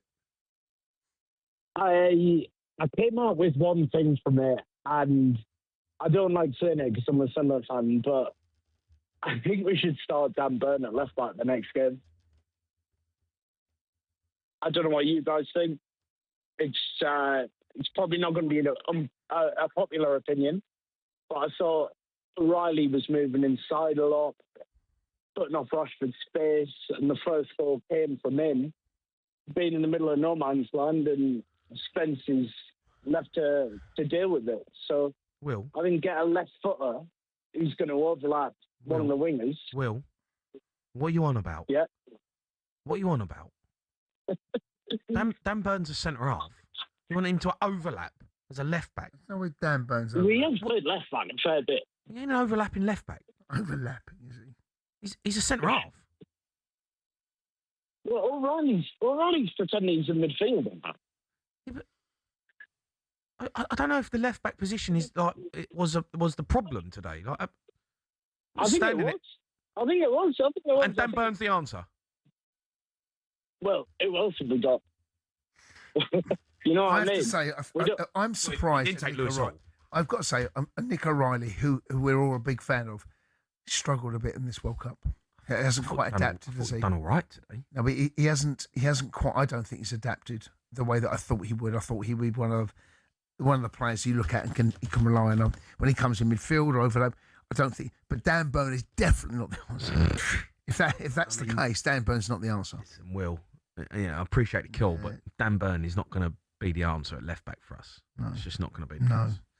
Let's go to Steve. He's a Man United fan. Steve. Sorry, Dan Burn overlapping. All right, Steve-O. Steve-O. Hello. All right, Steve. Hello, you all right? Yeah, mate. Steve-O. How are you? Yeah, I'm not too bad, thanks. You? Yeah, good. What do you want to say? This defence choice is terrible. Say again? The defence choice is terrible. Go on. I mean, Harry Maguire left at home. You got Luke Shaw left at home. Lewis Hall left at home. Absolutely. And we're vulnerable at the back.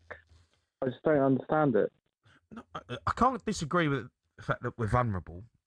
I can't. But I just think it's the way we're Harry structured. Maguire. I mean, like we're all got. Listen, the problem we've got is what we keep looking at what we haven't got. Right? They're not there. Lewis Hall ain't there. Maguire ain't there. Trent ain't there. Cole Palmer ain't there. Foden ain't there. Right? And it's easy to sit there and go, "Wow, we should have had these. We should have had."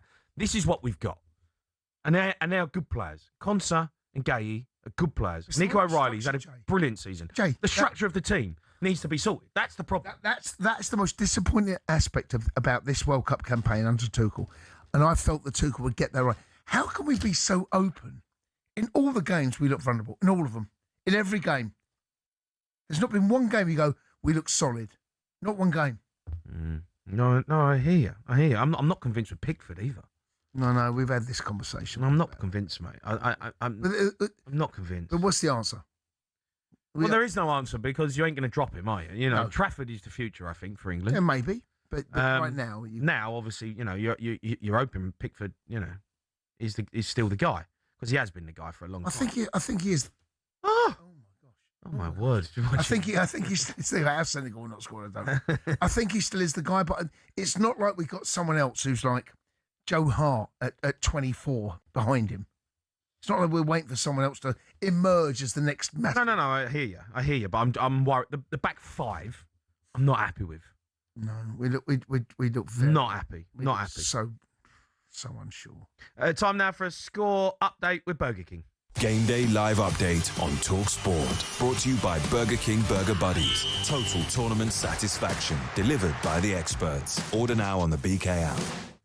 Let's get an update from Belgium v Senegal. Ian Abrahams is watching for talkSPORT. And we've played 13 minutes. Belgium 0, Senegal 0. But how Ismail Assar hasn't scored, only he will know. And Courtois is the luckiest man on earth right this second. Ball in from the left-hand side for Senegal by Jacobs. Courtois dive full length to try and palm it out. He's got something on it, but nowhere near enough. Palms it straight at Ismail Assar, who's sort of sliding in. It hits the post, and Assar, almost in slow motion, tries to reach the ball as it's come back to him almost a yard out. He hooks it into the side netting. So close for Senegal. Somehow Belgium get away with it. The game is live on talkSPORT 2. It's Belgium 0, Senegal 0. Okay, that was a score update, all thanks to Burger King. Game Day Live Update on talkSPORT. Brought to you by Burger King Burger Buddies. Iconic winners delivered in the box every time. Order now on the BK app. Right, let's head over to Wimbledon where Lisa O'Sullivan has been watching for talkSPORT. And it's another evening with Novak Djokovic. He's taking on Stefanos Tsitsipas of Greece for a place in the third round. And he's had a couple of slips here. He's taken a tumble or two, has Novak Djokovic. That's nothing unusual. Did have a bit of a rub of his right arm at the last end change. And that's, of course, his serving arm. So we'll just keep an eye on that one. But at the moment, it is all Novak Djokovic. He leads Tsitsipas 6-3, 6-4, 2-all in the third.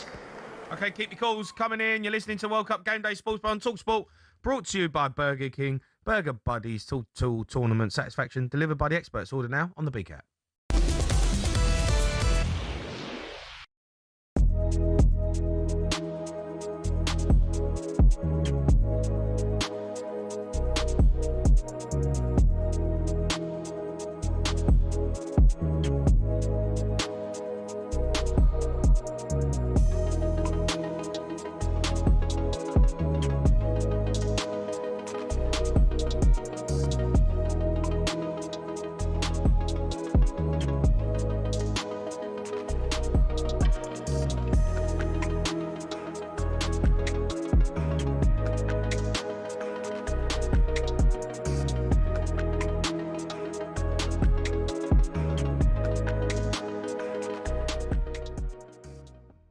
We've already established you're a deluded Arsenal fan. What do you make of Morgan Rogers and 130 million pounds? You know what? I saw O'Hara going absolutely mad on was it? He was somewhere. He was talking. Yeah, and he was talking about the prices, etc. And I do actually think he's right, man. I think the prices have gone absolutely crazy.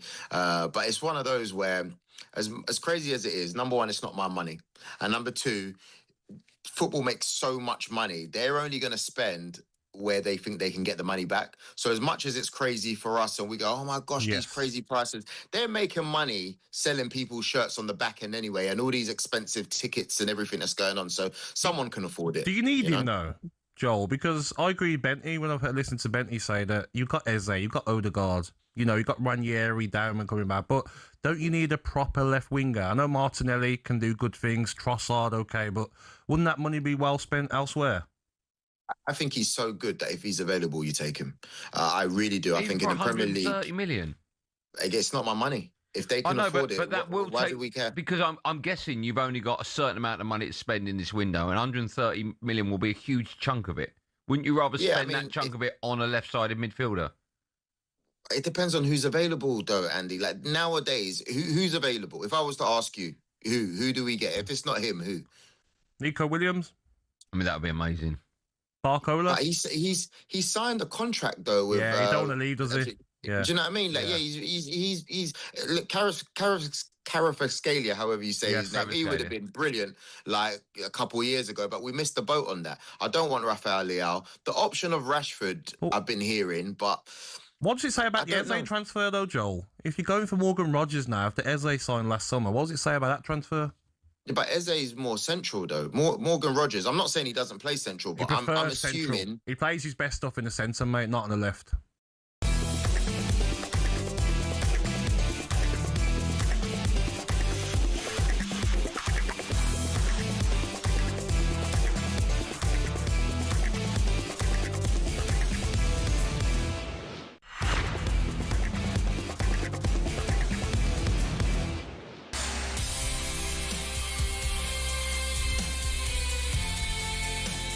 You're listening to World Cup Game Day Sports Bar on talkSPORT. Me, Jamie O'Hara, and Jason Cundy. Keep your calls coming in after England scraped past DR Congo earlier. talkSPORT's Angelina Kelly spoke to some of the fans leaving the Atlanta Stadium.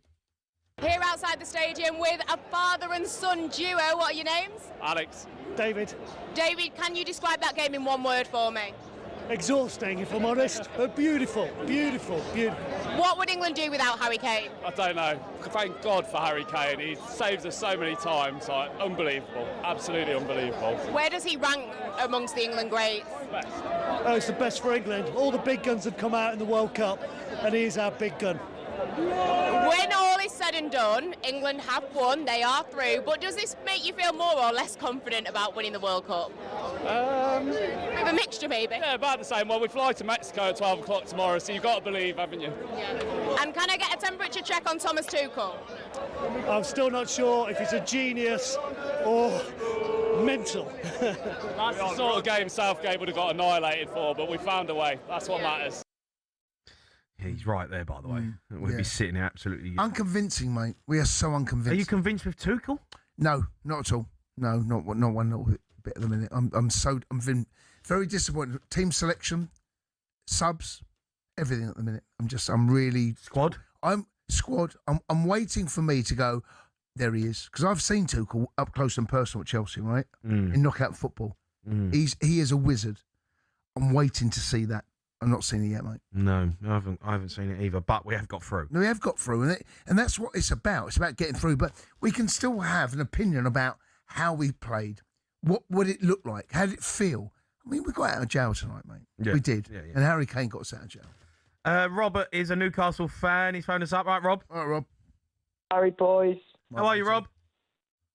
Good. I mean, look, it wasn't a good performance, but it's an encouraging sign. You can still play as poorly as England did today and still go through to the next round. I know, mate, but that, you can say that's encouraging, but it ain't, though, is it? You know, there was no encouraging signs. No, there's right? not. Yeah, there's no signs there today, apart from the fact that Harry Kane got us out of a hole. We can't look at that game and go, yeah, here we go, Mexico, Sunday, ready. There ain't. We're limping into that game. It wasn't good. It wasn't good at all. It's an unacceptable performance. But at the end of the day, we got through. Like you can. It's a good. Like teams win leagues by playing poorly all season and just getting the job done. That's all we need to do is get the job done. And you're happy with that, yeah? So, I mean, you're right. The most important thing is the result. But are you happy with what you've seen? You've got to move forward and feel, can we get better? Right? I'm not sure that we are going to get better at the moment. I'm not. Well, we can't play like that again. Well, Jay, other than Croatia's second half, it's been pretty much like that. It has, hasn't it? I'm not. It's not been. You've not come away from a performance and gone, that part of the game was good. Croatia's second half was excellent, really good. Yeah. Here's a question for you, though. Arsenal won the league. Playing better than that, but like that, you know? They weren't convincing every week, were they, Arsenal? But they managed to find a way. Your Chelsea team that won the Champions League with Thomas Tuchel, I remember that team. Yeah. It wasn't a great team, but you found the way. Yeah. Is there a bit of that with us where we're trying and wanting to be France? We're wanting to be Argentina. Is there a little bit to say, right, we might be Arsenal? I'm not seeing that in the minute, mate. I can't. You might be right, but I'm not seeing it. I can't pretend I could. But we are through. We are through. But there were large parts of that game where you kept saying when we were doing the Sports Bar special, we're going out, and I'm like, I can't disagree with you. Yeah, but I can't disagree with you. That's because we're expecting England to be, you know, this free flowing attack. No, I'm not. No, Jay, I'm not. I'm expecting to see more. I don't expect us to be so open. The worrying thing is, at the back, we don't concentrate. We are terrible at the back, mate. We are. Against better opposition.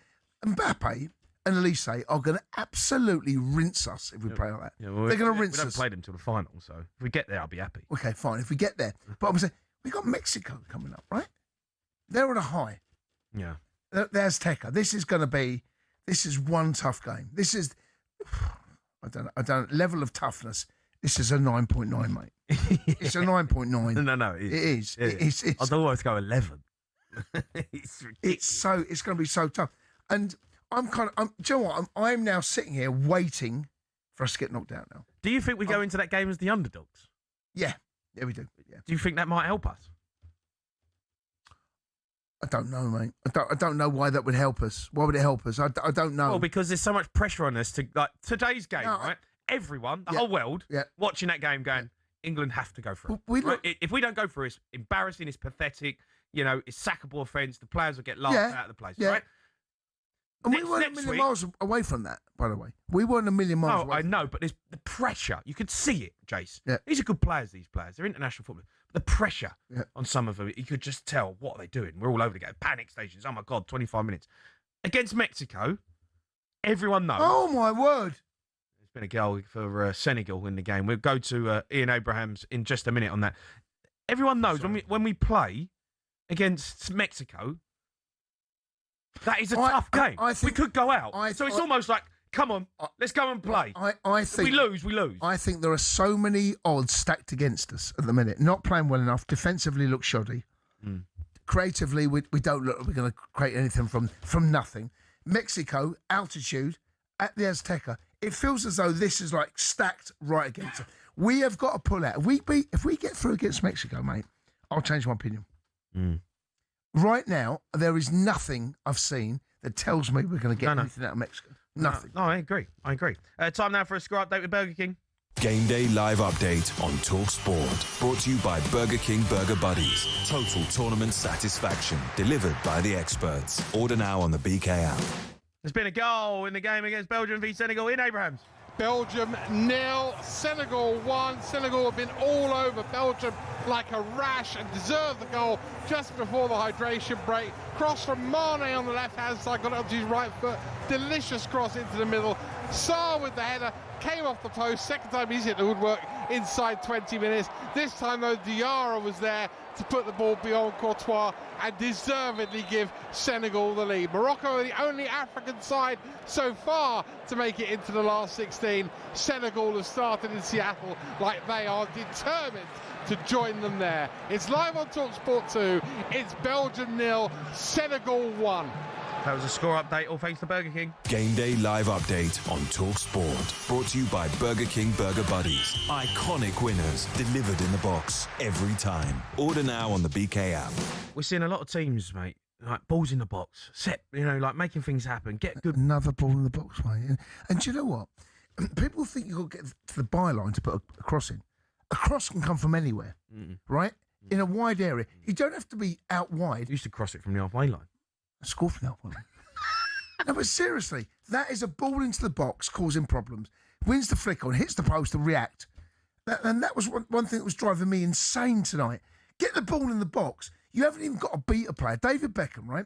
David Beckham never had to beat a player. David Beckham was never quick. He'd get a yard. He recognised, ball comes in box. Saka, yard, ball in the box. Yeah. I want to see him get the ball in the box. Crash the box. We got Kane and we got Bellingham. I mean, two brilliant headers of the ball. Why don't we do it more in open play? And then a great example there, Senegal put it in the box, bounce off the post, they're quick to react, 1-0, and they've deserved it. They've been excellent, Senegal. Yeah. All right, keep your calls coming in. We're going to discuss England. How far do we reckon we can go? Mexico next, in Mexico City, at the Azteca, at altitude. They have only lost 2 games in 88 games there. That is our next opponent. Nuts. You are listening to the World Cup Game Day Sports Bar on talkSPORT, brought to you.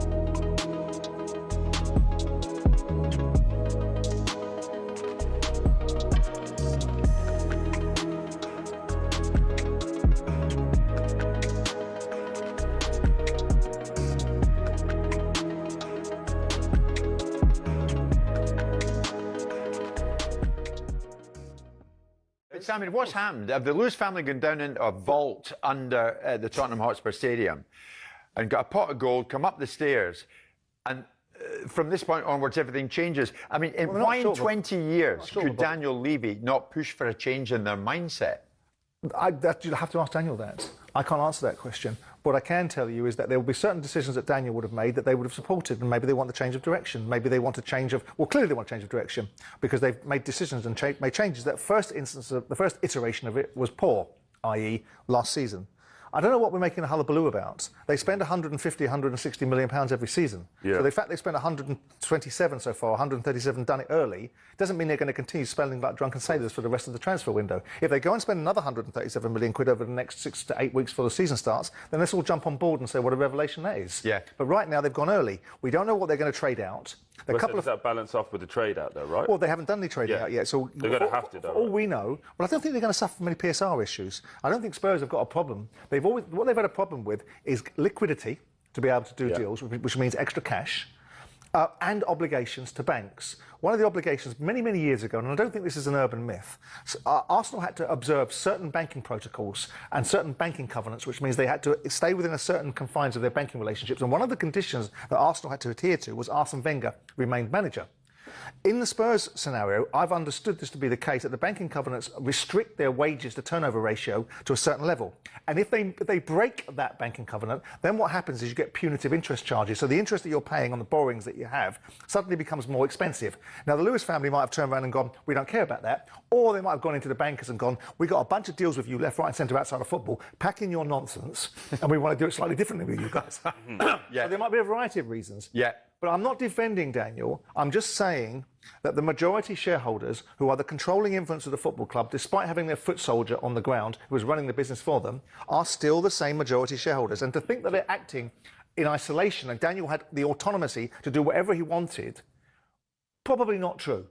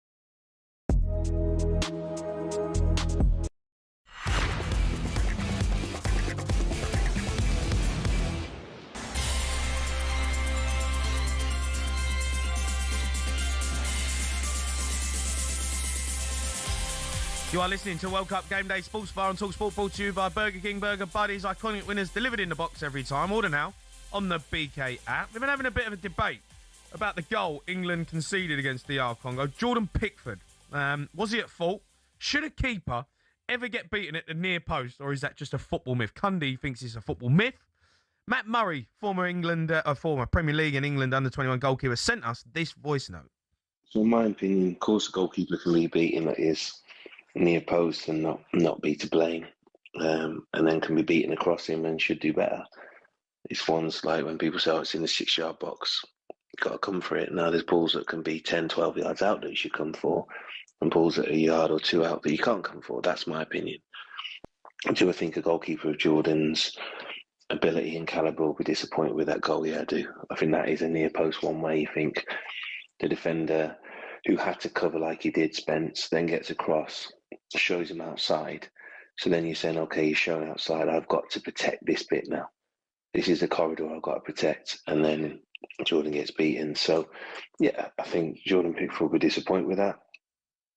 Yeah, that was Matt Murray. Obviously, we were talking about it earlier. You shouldn't get beat at the near post. No, that quote, stop saying it. But you shouldn't. Shouldn't. Why not? Well, because you are in line with the post, basically, as a keeper. If the ball's over that side, well, the way that the goal was scored, Congo, right? The ball drifts over to the back post.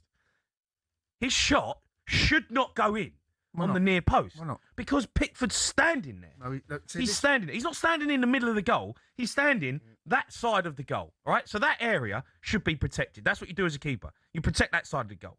If he puts it in the stanch, right, and it beats Pickford, and it's a great strike, you go, well, Pickford's got to move, he's got to time it, he's got to dive.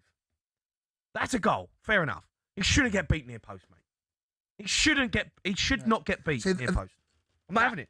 That football saying has been knocking around since I was a kid. Right? In that situation, there's no defender in front of him. He's had a touch, he's got his head up, He's got the goal to aim at. He can go that way, he can go this way. Pickford knows that. Stop saying he shouldn't get beat. Yeah, but, all right, okay, right. Are you saying it's a crime? No, he shouldn't get beat. He shouldn't get beat. Why not? Why not? Right, stand there. Right, we've got 2 posts here. Right, that's a goal. Right, please, for me. What's the goal? Well, there's the goal. You got a post there and you got a post there. All right, talkSPORT's the goal. All right. So that's their post. Yeah, you got. That's their post. Yeah, right. You got your Seaman shirt on, right? Right. I'm the Congo player. I'm set. Well, no, you're not set because you're in the middle of the goal. You got to set. You're standing there. Hold on. That's the post. That's the near post. I'm happy. No, you're not happy. I'm happy. No, you're not happy. What's that? What do you mean? That's the back post. Don't worry about that. You don't need the mic. All right. People can hear you. Where are you? I'm here. I'm the Congo player. I've got the ball. Get back a bit. Right. I'm here. Yeah. You're standing in the middle of the goal for one. You're in the wrong place. I'm happy. No, you're not happy. I'm happy. You're not happy. I'm happy. Okay, well, I'll score near post. Okay, but you can score there as well. No, but that's not where you stand. You stand there. Okay, I stand here. No, you don't stand outside the post, do you? You stand next to the near post. Okay. I shouldn't score there. Okay. I should not score there. Where's he going to score? If he scores there, in the top corner. No, forget top corner. Where's some top corner? If he scores there, there's more space. It's a better strike. Yeah. It goes across the keeper. Yeah, okay. It's a good goal. So what's wrong with that? But that's not where Pickford's standing. Well, he is. He's not. That's exactly where he stood. He's not stood there. No, I'm not having it, mate. What do you mean you're not having it? I'm not having it. You don't get beaten in the near post. It's a football saying which needs to be outlawed, right? In a 1v1 situation. Near post. Stop saying it. What a goalkeeper can get beat near post. He can't. He can. He can't. In that situation, he can. Mate, I know you've watched Robert Sanchez get beaten in the near post all season at Chelsea. You cannot get beaten in the near post. What's he do? Oh, Slipski's in goal, is he? What do you do? Go to the near post and slip over. Oh, mate, come on. No, come on. No, Jay, I am not having it. That people say it, right? And I think it's one of those things that I hear it a lot. Shouldn't get beaten near post. And I hear him saying, I'm like, in that situation, should he do better? Yes, I give you that. But should he never get beaten near post? Rubbish. Not having it. Should never get beaten near post. No, not having it. Not having it. Never. It's the word never that annoys me. Never. Should he got beat? Should he do better? Should he got beat? Should he do better? Okay, yes. Okay, fine. Should he have got beaten near post? We did. Yeah, but should he have? Okay, should he get beat far post? That's okay. Well, yes. That's okay, is it? It's because the ball. Oh, that's okay. So here's the saying: should never get beat near post, but it's okay to get beat far post. Yeah, that is the saying. No, that's rubbish. Fine. Both are rubbish. Both are rubbish. I'm not having it. I'm not having it. I'm not having it. A goalkeeper should never get beat near post is a saying that needs to be outlawed because there are moments where the situation changes. When he gets beat, could and should Pickford do better? Yes, I give you that, right? But to say he should never is the word that annoys me. Never. Let's go to James. He's a Bristol Rovers fan. James. Hello. All right, Jimbo. Yeah, mate, not too bad. Put a statue outside Wembley for Harry Kane. Why you phoned up and said that, mate? What? What are you on about? Why have you chosen this day? You know, we're 1st of July and during the World Cup. It's the last 32 against DR Congo. Come on, mate. Right. Right. Well, maybe one day it will happen, but... Right. Hang on. He's equalled Pele's goals in the World Cup. Right, Pele, and where would you rank him in... Well, Pele's won 3 World Cups. Right, but he's still scored the same amount of goals. Doesn't matter. He's won 3 World Cups. Why not? Well, he's won 3 World Cups. So let's not talk about Pele and Harry Kane. England's won 1. No, but Pele played. Jason. Pele won 3 World Cups. Harry Kane's won 0. You can't have Jeff Hurst scoring a hat-trick and give Harry Kane a statue. Pele won 3. No, Brazil have won 5. He won 3. Why have you decided to phone us up tonight and say that Harry Kane deserves a statue? Can't this conversation wait? Well, that was tonight's the night. So tonight's the night you're going. I tell you what I'll do. He scored the most goals for England in a World Cup. Has he won a World Cup? Celebrating glorious failure. Has he won a World Cup? But obviously he hasn't. Okay, so how can you have a statue outside of Wembley Stadium if you haven't won a World Cup? Is he or is he not England's best scoring Yes. Player. Yeah. Best scoring player. Yeah. Right. Okay. So you want a statue? Does he what? Sorry. You want a statue? Absolutely. When? 110%. Now? Tomorrow? I mean, well, yesterday. Okay. So if we get knocked out by Mexico, Yes. You still want a statue for Kane? It won't happen. Do you still want a statue for Kane? Yes. We get knocked out in the last 16. This conversation does not. Absolutely. This conversation does not need to take place. What? Why have you decided to phone up talkSPORT and say Kane deserves a statue? Why? What made you do that? Why did you think that? I know what I'll do. I'm going to phone the boys and say Kane deserves a statue. What made you do that? Of course he deserves a statue. He's not. He's still playing. Yes, exactly. So he can get even more goals. So it can back up. Why do you wait till even more. Why do you wait till he retires and see what he does? Do you give someone a statue? You don't give a statue to a player who's still playing, do you? Of course you do. Why not? Okay, I don't know this. But you can maybe help me. Name a player that's got a Ronaldo. statue. Ronaldo. That's still playing. Ronaldo is. Okay, go on. All right, go on. Okay, okay. Name another one. Where's the statue, by the way? In Ronaldo. I think it's in an airport somewhere. You can't have a statue in an airport, mate. It's in Madeira, yeah. You can't have that. I think Kane has got a statue somewhere. Hasn't he? You can't have it outside Wembley. I think Kane has got a statue. I think I've seen it. Mate, there's Michael Jackson, a statue outside Fulham. He didn't score one goal for them, all right? All right? But come on, let's have this right. Do you remember, you've seen that statue outside of Jacko? See it? It's a good statue. Mate, it's terrible. He got No, it's a good statue. Mate, it's mate. not, mate. You know, it's No, all right, that. Mate, I don't know what was going on there. That was a weird one. I ain't against Harry Kane having a statue. No, not now. But not now. Let him finish his career. Let him see what he can. Yeah, Harry Kane's got a statue in Leighton. There you go. I knew you had one. In where? Leighton. That don't count, mate. You can't have that. You can't claim that. What do you mean? He Well, you can't claim it. What do you mean? It's a statue.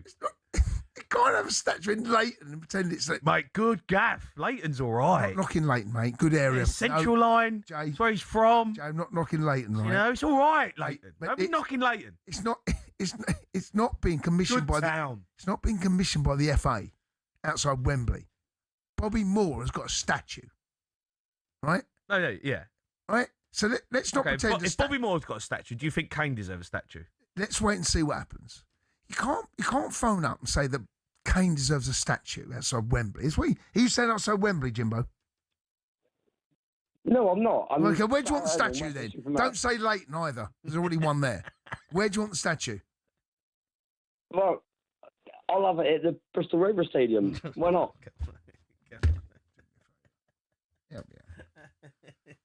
Can't have Jimbo makes you go. Can't have that. You don't care.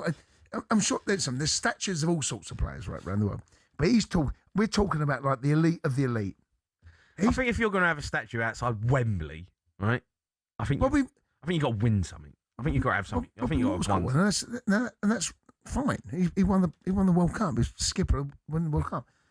You can't have a statue at an airport and pretend that's the same as Bobby Moore outside Wembley. Ronaldo's one, Madeira. I don't care, mate. I've seen one. I've seen one in New Good York. statue, that, mate. It's not. No. I've seen the one of him. Something's happened to his neck. I don't quite know. I've seen the one with Ronaldo's. Someone stretched his neck. It's not the best. It's not, is it? It's not the best. No. And you kind of. I'm not having a statue. If you want to put a statue of Harry Kane at Heathrow, I ain't got a problem with that. It's fine. Heathrow? Why Heathrow? You just said. Heathrow? Well, you said that. Why not Gatwick? Stansted. Luton. Luton. Do you know what? Stansted. Southend. No, Stansted. Yeah? No, Stansted. Yeah. Stansted? Yeah. Why Stansted? Well, it's not far from Spurs, is it? Good airport, Stansted. Mate, Stansted. It's all right there. No, I tell you the problem with Stansted. Just off the M11, I tell you, bit of Essex. Mate, it's all right, mate. I tell you the problem with Stansted is Ryanair. No, Jet 2 in Mate, there. no, Ryanair, mate. No, mate, Jet 2. They've got it on lock at Stansted. No, Ryanair, mate. They've got Emirates. No, Mate, it's all right. They have got Emirates as well, you're right. I know. But they've got Ryanair. They have got, but they cater to all. No? Gatwick? Easy Jet there's good. The Gatwick's good. I don't think Harry Kane can identify with Gatwick.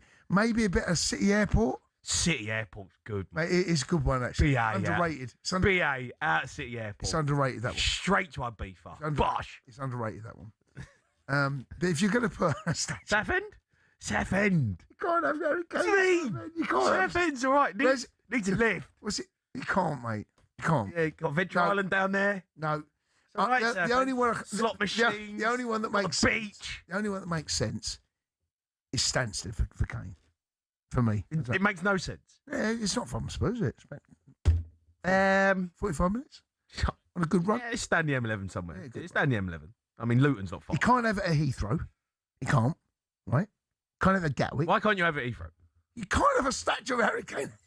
Imagine coming out of duty free. You've got Harry Kane standing there. What about Leeds, Ed? Why not up north? Oh, well, go on, try and Bradford. Oh yeah, Harry Kane. Yeah, big in Bradford. Manchester. No, you want someone like Beckham in Manchester, didn't you? Beckham. He's Sir David. He's a sir. He can have a statue. If you turned up at Manchester Airport going through duty free, and you saw Sir David Beckham saying, you go, fair enough. If you saw Kane, you go, what? Mate, Southampton Airport's good. It's all right. Latiz. Need Latiz. Look, God, you need Latiz down there, mate. Dear. You do. He deserves one, actually, Latiz. Do you not think? Oh, mate, he's Southampton legend. I'll give him that. All right, keep your calls coming in. We're going to get an update in the game between Belgium and Senegal. We'll be joined by a former Premier League referee. We discuss whether England should have been awarded a penalty in that first. Oh, Stonewall! Well, I don't know, Absolutely mate. disgusting. The more I see it, the more I'm not sure. Want the chance to win £26,000 tax-free cash to celebrate the 2026 FIFA World Cup? We're giving away the big bucks. Continue England's winning feeling. Enter now. Here's how. Head to talksportwin.com to enter and for T's and C's. Win 26 grand in your hand, courtesy of talkSPORT Win.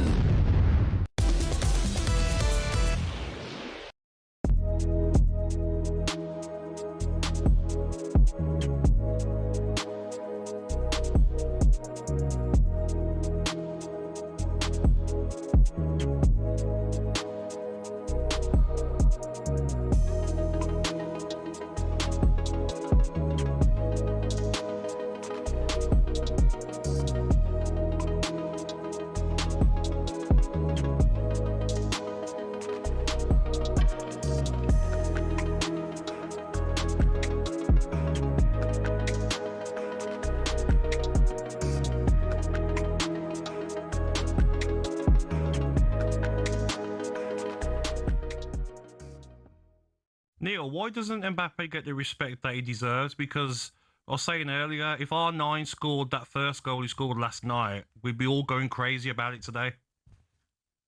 It was an unbelievable goal. I don't understand. I feel like maybe his character sometimes seems to annoy people, but his quality on the pitch is just ridiculous. When you look at his first goal, the step over, the speed of the step over, and then the touch and finish, how quick is after that touch to take the shot.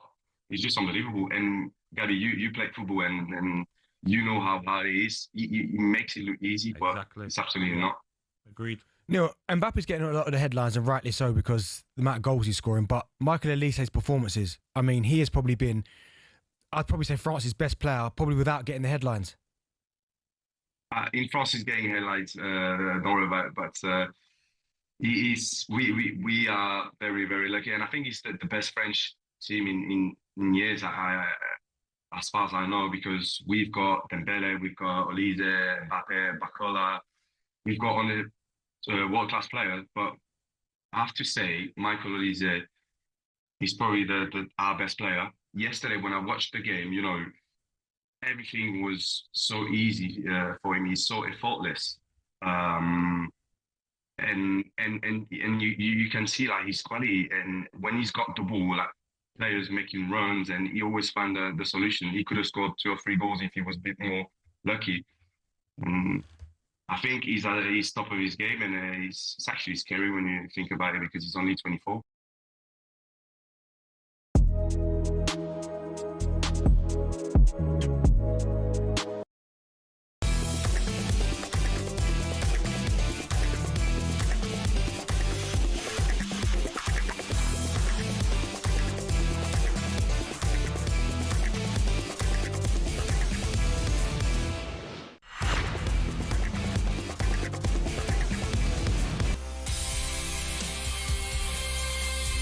You are listening to the World Cup Game Day Sports Bar. Me, Jamie O'Hara, and Jason Cundy. It's all finished at Wimbledon. Lisa O'Sullivan has been watching for talkSPORT. And it was a straight sets win for Novak Djokovic. Just what he needed, 6-3, 6-4, 6-2 over Stefanos Tsitsipas. A straight sets win earlier also for world number one Yannick Sinner. He needed 2 tiebreaks, though, to get past Nuno Borges. Arina Sabalenka is through. Barbora Krejcikova, the 2024 champion, put out the number 5 seed Mira Andreeva, the current French Open champion. Coco Gauff survived a scare to come through in the final set tiebreak 10-7 on a day where Nick Kyrgios went out of the doubles, swearing at the umpire and saying he's probably not going to be playing Wimbledon again. Oh, wow, OK. Time now for a score update with Burger King. Game Day live update on talkSPORT. Brought to you by Burger King Burger Buddies. Total tournament satisfaction delivered by the experts. Order now on the BK app. Yeah, let's speak to our man there watching the game. Belgium v Senegal. Ian Abrahams. Belgium 0, Senegal 1. Senegal scoring just before the first hydration break through Habib Diarra of Sunderland. It's been a great tournament, actually, for Sunderland players scoring goals. It was a beautiful bit of play initially by Sadio Mane to keep the ball in play. Crossed it in, Ismail Assar's flick header off the post, and there was Diarra to put the ball in the back of the net. This after Sarr hit the post. Before that, Courtois punched out or palmed out an effort from Mane straight at Sarr. It hit him really 7 yards out and then hit the post, and he could only hook it wide. At the other end, De Kuyper had a curling effort saved, and Trossard, Jamie and Jason, had a shot at the near post that Diao kept out. We know why. His keeper should never be beaten at their near post. Second half will be live on talkSPORT 2, boys. It's Belgium 0, Senegal 1 at half time. 100% right from Moose, as usual. That was a score update, all thanks to Burger King. Game Day live update on talkSPORT. Brought to you by Burger King Burger Buddies. Iconic winners delivered in the box every time. Order now on the BK app. Right, now it's time for a bit of this. Dermot O'Query!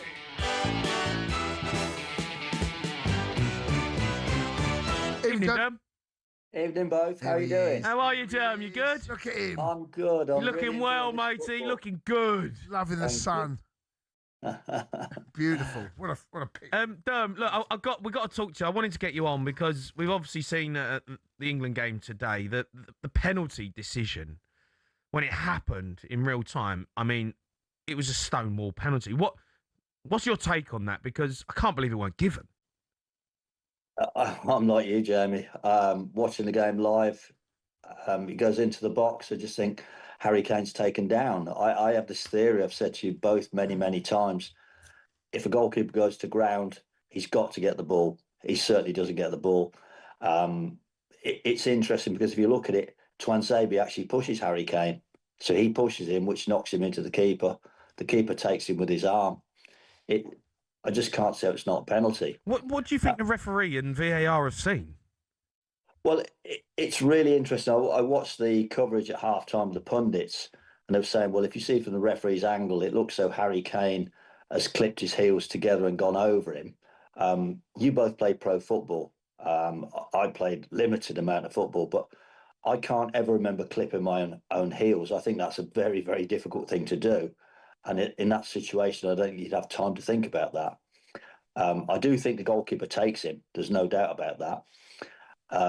If the referee doesn't think it's a penalty, I can't understand why he doesn't give him a yellow card for simulation. Do you know what? Do you know what I found really interesting is that the referee done the international sign for a dive. He actually did that. I don't know whether and so that tells me he thinks it's a dive, right? Now listen, Kane's clever. He's one of the best. He's been doing it for years. And it's not his fault the keeper comes out and makes a rash challenge. He's then waiting for the contacts, and actually he doesn't have to get out of the way. That's the goalkeeper's problem. He's the one flying out. But the fact the goalkeeper did that, I was really shocked that the referee did that. I do apologise. The referee, why is he doing that? And a FIFA referee doing the sign that he's dived, that I was shocked at. Well, I think you hit a great point, Jason. There's no doubt about that. But if you look at it, if you really go through it nuts and bolts, and I know we can dissect every decision, it's all about the heat of the moment, you know. But in real time, it looks a penalty. There's no doubt in my mind about Yeah. that. In real time, as a referee, I have gut reaction. Yeah. I said to you both when I've been on the show, when I've talked on the phone to you, 95% of my decisions were gut reaction. I had this feeling based on my knowledge, what I'd see, whatever. And the minute it happened, I've gone, penalty. He whistles, and I thought he'd give a penalty. Then when he points upfield, I thought he's give a dive. And in my mind, honestly, both of you, I thought this will be overturned. Yeah, same. We was all like, yeah, all right, fine, he's made a bad call there. Jamie, It'll be I'm overturned. with you, honestly, my friend. The minute he pointed upfield, I thought this will be overturned. Yeah. I saw the replay, and there was nothing on the replay to convince me that it cements wasn't a foul. It cements the decision it's a penalty. That's all it does. 100%. It confirms it even more. I've got to ask you quickly about the Germany game. Did you see the goal that was disallowed, which ended up, Germany going out? There's been obviously a lot of talk about it because we've seen Arsenal do this season, and people have kicked up a big old stink. What was your take on that? I just think it's just not a foul for me. It's not a foul. You know, It's not a foul. I think it's a contact game. We see players reach for each other. We see players make contact with each other. It's for me. It's just not a foul.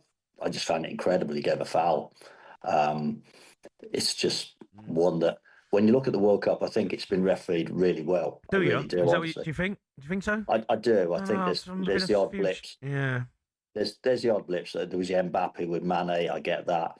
There's been one or two things, but don't forget, this is the top competition in the world.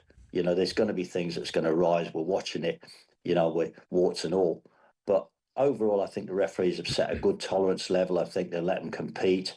I think, like the England-Croatia game, I thought the second half was fantastic because the referee just allowed them to play. He stepped in when he had to.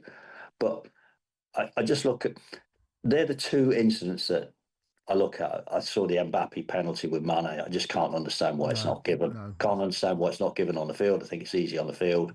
I can't understand why it's not given with the VAR. The Germany one, I just can't. Well, another one, Scotland moan about, the McGinn penalty. Do you think that's... McGinn, that could go either way, I get that. But I do think they got very, very lucky when Jack Hendry was given a free kick when Brazil scored. It's just how it is. But we could all pick at decisions. But I do think Germany feel very, very aggrieved. In fact, their manager did, and if you saw his interview, it was quite comical, how he launched into everybody. Who are the English refs out there, Dom? Do we know? Michael Oliver, he's done 2 games. Yeah. Anthony Taylor's done 2 games. Michael Oliver did the Norway game at the weekend. I thought he refereed really, really well. And I think it's fallen into place for them. They're obviously at the mercy of the national team. I get that. They have mixed feelings because they're both born in England. They want the English national team to do well, which you would expect them to. But if the England team don't succeed, then that opens the pathway for them. If the England team do succeed, obviously that closes their pathway. Yeah. So it's a double-edged sword, but either way, England could have a representative in the final. Every chance. Yeah. Yeah. And there'll only be one of them, not 11. Derm, you're a star, mate. I appreciate you coming on. Take care, both. All right, Lovely to speak to you. There's Bud. Enjoy the summer. All right, Dermot Gallagher there, former Premier League referee.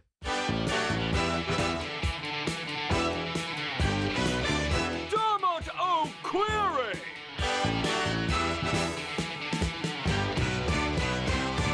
Right, keep your calls coming in. We're going to carry on discussing England.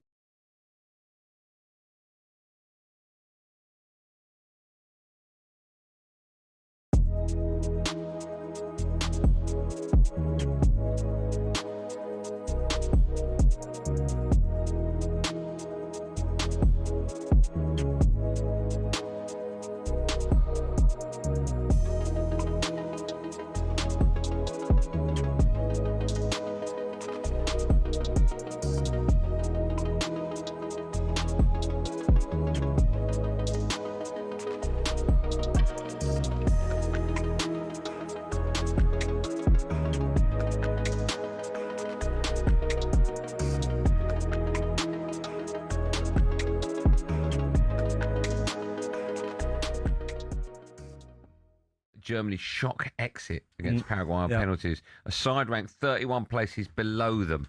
So get this, I don't know if you're aware of this, since winning the World Cup in 2014, Emmanuel, Germany's record is this. In 2018, out in the group stage, 22 out of the group stage, 26 round of 32. Unbelievable. What is going on with German football at the moment? I think Gary Lineker have to change what he said about the Germans now. Because he used to say that football is a game that Germans always win, you know. Okay. At the end of the game, it's always Germans that win, but they are not winning anymore. No. It's a mess. It's a crash. It's a big failure.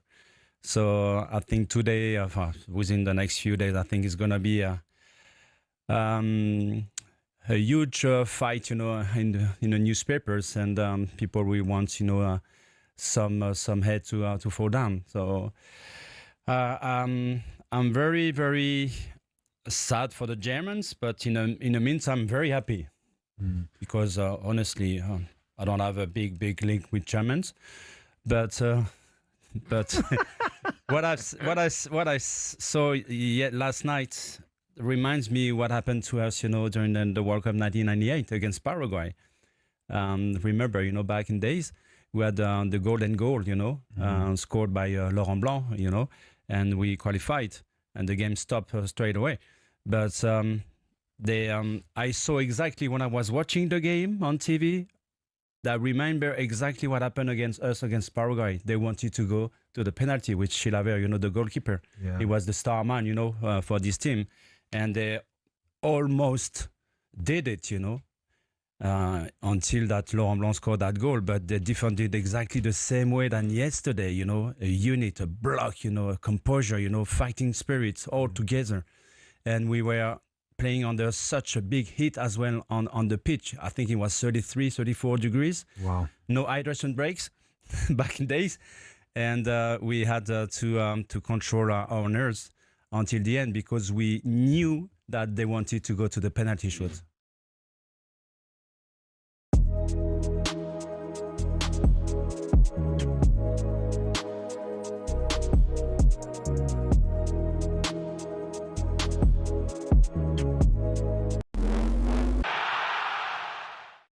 In a century of World Cups, it's not just the football that's changed. Stadiums have gone from concrete behemoths to technological marvels, and the giant monolithic arenas help to define tournaments. Back in 1930, the world embraced its greatest spectacle for the first time. Uruguay was the host, and in just 90 days, they built a stadium that's still there today. It was a gargantuan effort to pull together the 90,000 capacity Estadio Centenario, one of only 3 venues for that tournament that would act as a monument to 100 years of Uruguayan independence. If that was the World Cup's birthplace, Mexico City's Estadio Azteca became its cathedral. Some of the World Cup's most iconic moments happened on this grass, including this, of course. Also, both Pelé and Maradona lifted the trophy in the Azteca. A bit of pub quiz ammo for you there. You're welcome. In England, there's no more special place to us than Wembley, the scene of our greatest triumph. And yes, it definitely was a goal. Some incredible stadiums across the world have hosted matches, but you don't have to have a modern-day spaceship of a ground to make it memorable. Take 2006, for example, and here. The memories of what happened at Berlin's Olympiastadion show events on the pitch can elevate a stadium in the minds of fans worldwide. But that doesn't stop us from marvelling at modern triumphs of engineering. Let's jump ahead to Qatar and take a look at this, the Lusail Stadium. This gorgeous golden bowl hosted the frankly unbelievable final in 2022. But that's not where it ends in Qatar. Take Stadium 974, for example. This place was built from shipping containers and can be taken down and built somewhere else. Mad. It's crazy to think that we've gone from building giant concrete bowls to what is basically modern art. To be fair, some concrete bowls, like the Maracanã, are art in its most flawless form. The teams and the players are why we all come, but sometimes the stage they perform on ends up being the main character. And with structures like this, it's hardly a surprise.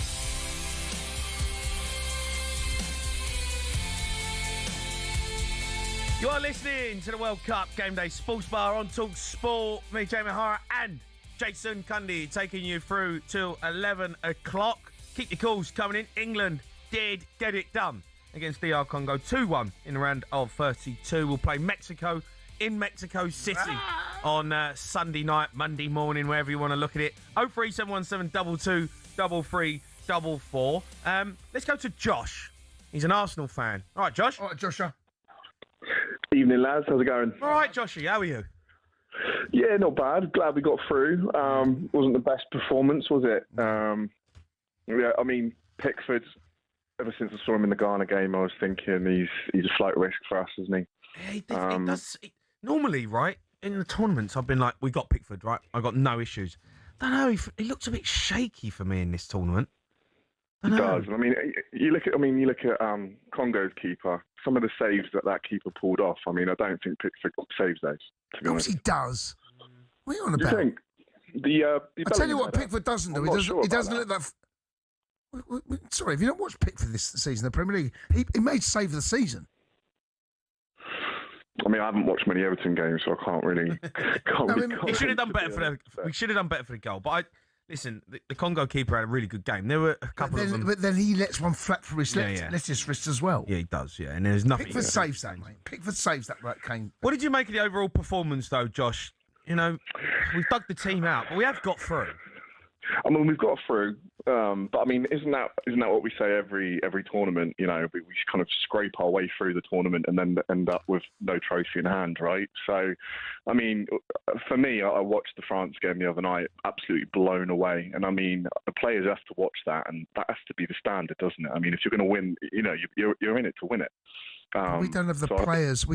This is the problem. I right? know. Yeah, they've got the best player on the planet right now in Mbappe. Right? They've got one of the best creators of chances on the planet in Elise. You put those two together, and that's an awesome combo. Doué and Dembele and Barcola. And they've got Cherky. They've got all sorts knocking about, mate. No, I can't see past France right now. But football's a funny game. I can't see past France. I've said that from day one. They're my favourites to win it. We need. There has to come a point in this tournament where England put in a performance where we go, right, there's something there. I've had 45 minutes, mate. That's all it is against Croatia. That's all there's been. 45 minutes against Croatia, and you go, but you need to build on that. There's no building. If you was going to rate us so far in the tournament, what are you giving us? 5. Okay. Josh? I'll probably go a 5. I mean, you know, it's that last 45 minutes in that Croatia game, and you heard the, you know, what Thomas Tuchel said to them, you know, losing our own way. And I absolutely loved it. You know, I thought, you know what, that's something we've never had through Southgate. Where's that all gone now? Yeah, no, I agree. I agree. Our performances. The last 3 games, we've been basically Gareth Southgate's team. Yeah. Worse than Southgate. Yeah. And something else I want to add as well about the whole Declan Rice thing. You know, obviously as an Arsenal fan, I've seen him drop back into the right back slot for Arteta. Yeah. And you know, it works well because you know, you kind of almost overload the midfield at times by doing that. And I think with the options that we've currently got, I mean, I'm not convinced of Jed Spence. I know he's got more pace than Declan Rice, obviously, but I would probably the sit issue Declan Rice at right back. No, I don't disagree with it. The only issue I've got is, and Cundy's right, you're taking Rice, who is our best midfielder in terms of that role, out of the midfield. And I'm also be a little bit worried. I remember the game. Do you remember when Arsenal played West Ham towards the end of the season, and Rice had to go fullback for a bit, and they put him there, and he was a bit he was all over the gaff, and it was kind of like, Arsenal suffered as a team though, as a unit. They missed him in the middle of the park. They missed him in the middle of the park. They took him out of the middle of the park. They thought we'd put him at right back, and it didn't go well, and he changed it at half time. And when I think of that, I think, you know what? Okay, in that game where they're sat in Congo, they're given their best, and Rice can get on the ball and he can make something happen from fullback, fine. But if you're going to start him against Mexico at right back, I'd be a little bit worried about how we'd look. We need him. We need him centrally. He is that linchpin in the middle of the park. He is. But as a unit, we're not playing well, and I think that other players suffer depending where the ball is and how we look as a team. You know, no one played well tonight. No, other than Bellingham. Yeah, okay, but I mean, in possession, who played well? Who'd you go? He played well, kept the ball well, done the best. Whatever position he's in, made the most of whatever. I don't remember any England player. I don't remember coming on and going thinking, well, he actually put a shift in. He was the best version, or one of the best versions I can see of him in an England shirt. All right, Josh, thanks for calling. Let's go to Ben. He's Arsenal as well. All right, Ben. Not Benny Boy. Ben? Benny Boy. Benny Boy. Ben? Ben. Hello, lads. How we doing? I'm all right, Ben. How are you? Yeah, not.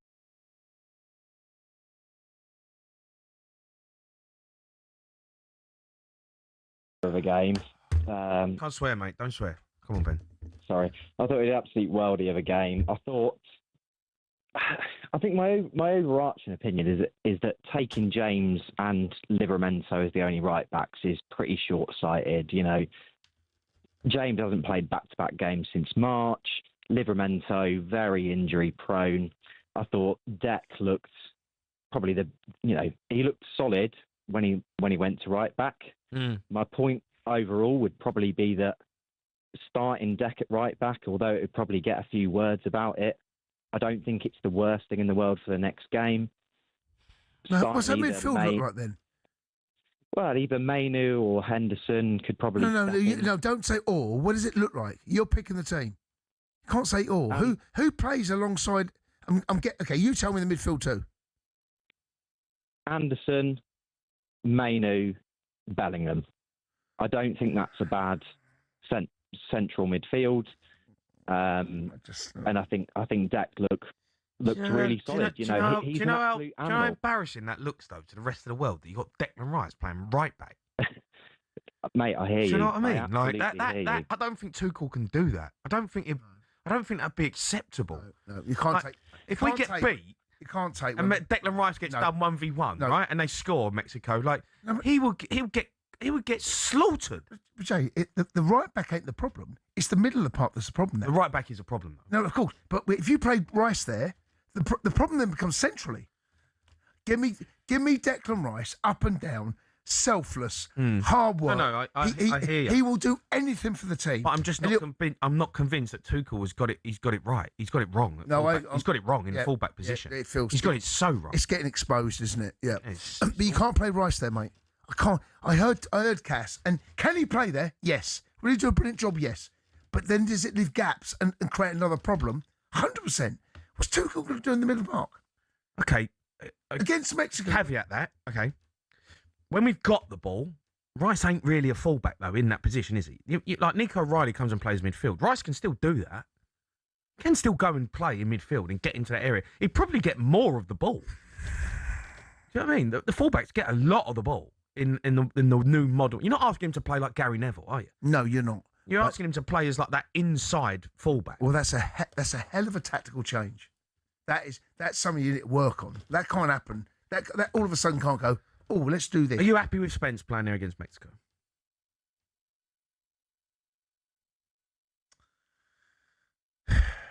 2-0. That was not the answer. That was not the answer. I got out of jail there, didn't I? I looked up and Senegal scored another goal. Oh, dearie me. We're going to I know, but... Let's get a score update with Burger King. Game Day live update on talkSPORT. Brought to you by Burger King Burger Buddies. Total tournament satisfaction. Delivered by the experts. Order now on the BK app. Belgium v Senegal. Ian Abrams is watching. Belgium 0, Senegal 2. Ismail Assar has added to Senegal's lead, and this is a blinding goal. Ball played from the left-hand touchline. It must be a 40, 50-yard ball. First touch on his chest is sublime, takes him inside the penalty area, and 12 yards out, he has thrashed it into the top corner beyond Thibaut Courtois. No chance for Courtois, and I tell you what, right now, there is no chance for Belgium. It's Belgium 0, it's Senegal 2, it's on talkSPORT 2, and the Senegalese are on their way to the last 16. What a goal. What a goal. Do you ever remember the goal that Luis Suarez for Liverpool scored? Yeah, against Norwich. Against Norwich? Was it Newcastle? I think it might have been. Yeah, chest it and then he went round the brings it down, right, goes round the keeper. Right, that chest over the top of your shoulder, bring it on your chest. That's the level of skill we've just seen there. Yeah, it's unbelievable. Over the top of your left shoulder, bring it on your chest while running, and then put his body across the centre half. Centre half's then absolutely snookered. Then finish it like that. Wow. That's one of the best goals you'll see in the tournament. Yeah. That was a score update. All thanks to Burger King. Game Day live update on talkSPORT. Brought to you by Burger King Burger Buddies. Iconic winners delivered in the box every time. Order now on the BK app. Right, I'm going to go back to it. Are you happy with Spence at right back against Mexico? It's 3-0. Am I happy? No, it's not ideal. I'm not going to lie. It's not ideal. But give me Rice centrally over. If the question is, do I want Rice at right back and Kobe Manuel centre midfield, or Rice midfield and Jed Spence right back? I'm going that latter. Okay. All right. Keep your calls coming in. We're going to be joined by talkSPORT US correspondent, head of USA v Bosnia. That's live on talkSPORT coming up. You're listening to the World Cup Game Day Sports Bar on talkSPORT, brought to you by Burger King Burger Buddies. Total tournament satisfaction delivered by the experts. Order now on the BK app.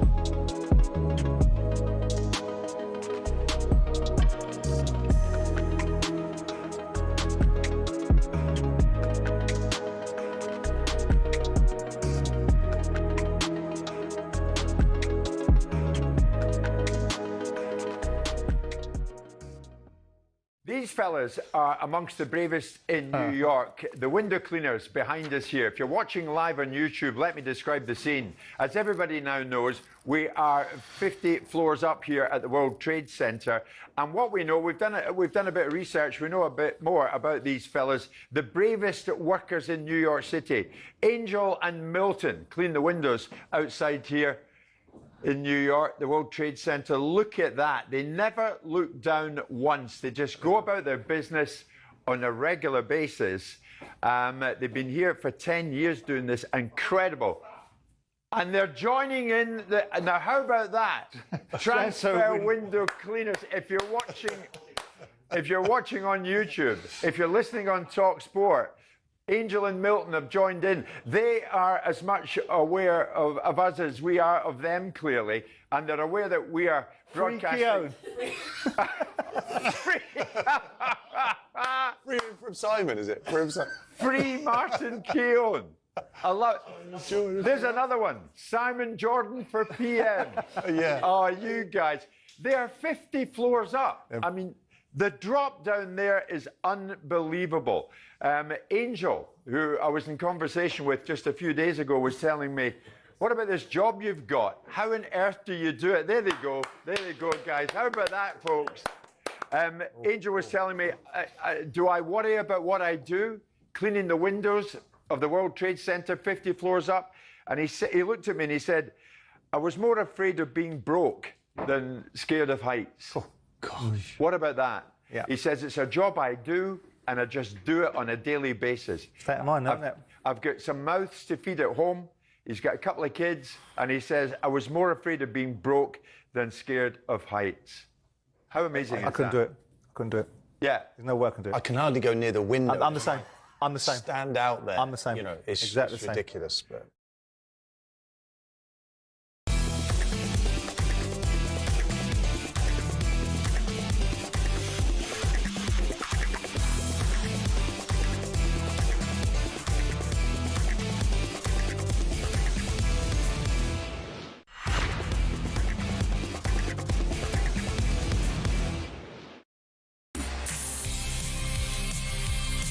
You are listening to the World Cup Sports Bar on talkSPORT, brought to you by Enterprise Rent Guy. Here for it. Book now at enterprise.co.uk. Let's get another score update and a chat with the Moose, with Burger King Game Day live update on talkSPORT. Brought to you by Burger King Burger Buddies. Total tournament satisfaction delivered by the experts. Order now on the BK app. Moose, I've had to come back to you because Belgium have just made a couple of substitutions. He took off De Bruyne and Doku.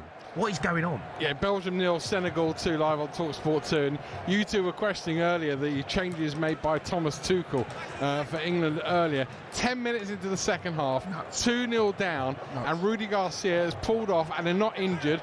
Kevin De Bruyne, arguably Belgium's best player in the last, 20 or 30 years. And he's also pulled off Jeremy Doku, who, for Manchester City, terrorises people and wasn't actually having a very bad game for Belgium either. I mean, I'm not quite... He's writing stuff down, Rudy Garcia. I can only imagine it's his resignation. It must because, I mean, that is a sackable offence if Belgium don't go through. 10 minutes into the second half, i.e. 35 minutes of the game to go, and you pulled off your best two players. Jason, I was questioning whether or not we needed a doctor to go and have a quick word with Rudy Garcia. Most, well, though, just in the game, like, Doku, he's playing him on the right. Like, he ain't a right winger. He's a Trossard on. He's a left winger who's been unbelievable for Man City on left wing, like coming in on the inside, whipping balls into the top corner. Playing him on the right, and then you took him off. You've just been talking about Declan Rice playing right back, and by the way, I did see him for West Ham play right back, and he was terrific, but he's not a right back. And Jeremy Doku's not a right winger. He's generally, as you rightly say, he's a left winger. Belgium have shown very little. They brought on Lukaku at half time. He's moved about as much in the second half as I have, and I'm sat on a chair. To be perfectly honest with you, they may as well call it quits now and go and watch the USA game against Bosnia, because that's who Senegal are playing next. Can we just say, though, Senegal have been excellent. Oh, they've been brilliant. Senegal have been absolutely superb. And for those who haven't seen the goal, just let me tell you again, it was a 50-yard ball onto the chest of Ismail Assar, beautifully taken down by the Palace man, and who then thrashed it home right for the 12 yards out for his 4th and 4. There have been some really good goals at this World Cup. I doubt whether there have been too many that have shown the type of skill that Ismail Assar has shown. But Belgium are basically playing one hand tied behind their back, because they've taken off the best two players. Either that or he's really cocky. Right, or clever. What? Yeah, well, he's going to get the sack. We'll find out in a minute, just as Belgium have a shot. All right, Moose, we'll come back to you. That was a score update, all thanks to Burger King. Game Day live update on talkSPORT. Brought to you by Burger King Burger Buddies. Iconic winners delivered in the box every time. Order now on the BK app. Right, we heard Thomas Tuchel talk about England. We heard Thomas Tuchel tell talkSPORT's England correspondent Faker Others that tonight wasn't a stressful experience. Declan Rice told her the same thing. Why was it stressful? Why was it stressful? Because when they went ahead, it looked like everybody lost their heads. Was it different on the pitch? Because that's how we felt, and that's certainly... People need to understand, footballers, we don't think like that. We went 1-0 down, that's football. They have quality. It's not like we're playing a load of players who can't play football. They have quality. They have, really, really good players, and to go 1-0 down, that can happen. It was about staying calm. And if you look at the next phase after that, they hit the post, but we've had 4 probably cleared off the line and a penalty we should have had. So it wasn't an onslaught from them. We had the rest of the game. Maybe can brush up on counter-attacks and big spaces, but fans asked for a more open game and more attacking and more going towards the box, and that's what happened today, because we created so many chances, and in the end it was 2 late goals, so we're happy. Not overly convinced with them saying they weren't stressed. I kind of like the fact that they're sticking to the narrative that, was it stressful? I mean, it's funny, when you're playing games, things are so different to when you're watching, right? We played in games, and it's been against us or whatever it is, and our family members go, oh, that was tough. And you're going, it was all right. So it's amazing when you play a game, you see the game differently. Yeah, of course. But there's no doubt about it that when you're 1-0 down with 15, 20 minutes to go against Congo, you can't feel stressed as a fan. As a player, there must have been moments of that game, they've gone, we need something here. We need something. There must have been. But they're sticking to the narrative, and maybe that's blind faith. Maybe there's something about that. But all right, keep the calls coming in. We're going to carry on taking them. Let's speak to our USA correspondent, Ben Jacobs. Hi, Ben. Ready, boy? Good evening, guys. Welcome to San Jose as the fans are just entering here ahead of a big game. USA, the co-hosts against Bosnia, and kickoff is in about 2.5 hours' time. And remember, it's live on talkSPORT. Yeah, look, it's a massive game for Bosnia as well. At USA, I've watched the first few games. They look good. They look all right. Yeah, in the first 2 games, a victory over Paraguay, who, don't forget, knocked Germany out of this tournament. And then they went over to Seattle and they beat Australia. Not as great a 3-2 defeat against Turkey, but Mauricio Pochettino made a number of changes in that game. What I can tell you is Christian Pulisic is fit. Back from a calf injury, he played half an hour against Turkey, and the expectation is that he starts. And if the USA can get off to a fast start, as they've done in every single game, including that loss to Turkey, then they will find themselves in the round of 16. And at the moment, as we've been hearing, it's not going to be against Belgium, it's going to be against Senegal. And remember, May the 31st, in a warm-up game, the US have already beaten Senegal by 3-2. Ben, listen, the American public, they love their sport. Obviously, it's a huge nation. Are you getting the sense now that we're in the knockout round? This is where the World Cup starts. This is where we're not at the business end, but this is serious football now. Do you get the sense that they're feeling that? Oh, absolutely. I mean, the players have been protected in Orange County. Maurizio Pochettino has had this mantra, why not us? And it's become infectious, and the players genuinely feel they can go on a run. And what I've noticed really since the second game in Seattle onwards is it feels like a home World Cup. There is hype. There are Americans in face paints. You can see behind me there's a ball to my right-hand side, and the US fans are queuing up. They're getting their photographs there. There's patriotism. Of course, there's some Bosnians as well. But on the ground, if you discount what the players are trying to shield themselves from, there's an air of expectation all of a sudden. And remember, if they get through this game, it's back to Seattle, a football-mad city, and it will come just after the 4th of July. That will be a special fixture. And if the US can win 2 back-to-back knockout games and reach the quarter-finals, that, even though we can't get ahead of ourselves, will constitute a very successful World Cup. Yeah. Look, just on Bosnia, they got pumped by Switzerland, but they beat Qatar 3-1. They drew with Canada. They're not a bad side. I watched them. They're all right.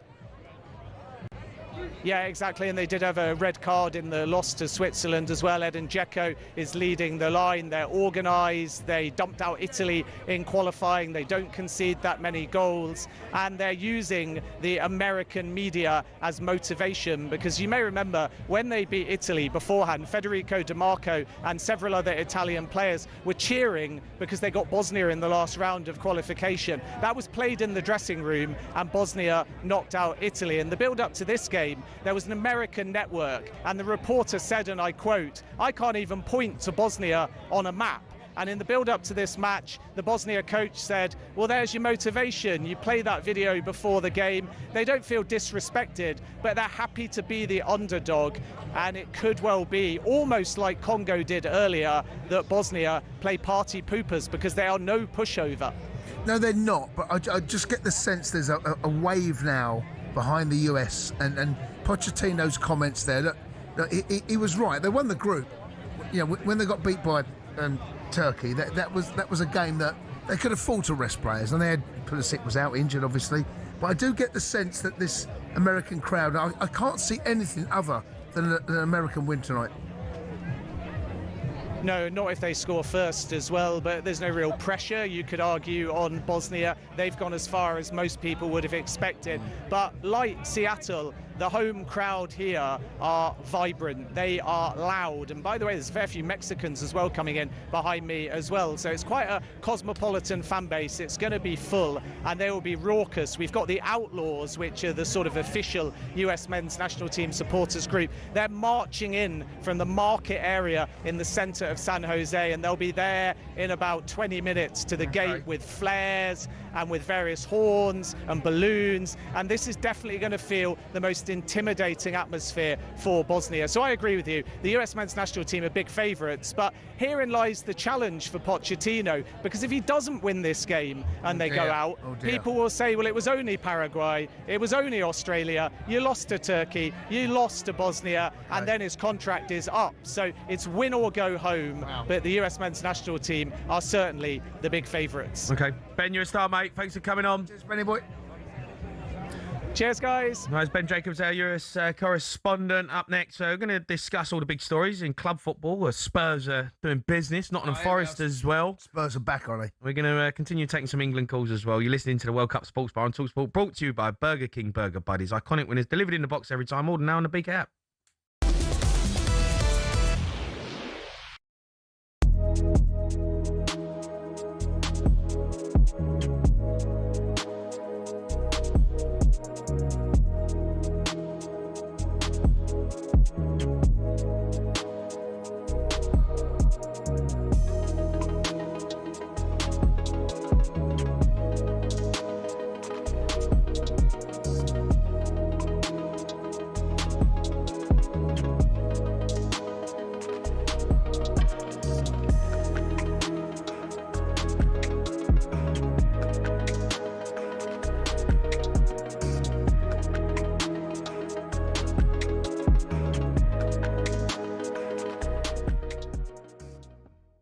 The new norm appears to be 100, 120 million.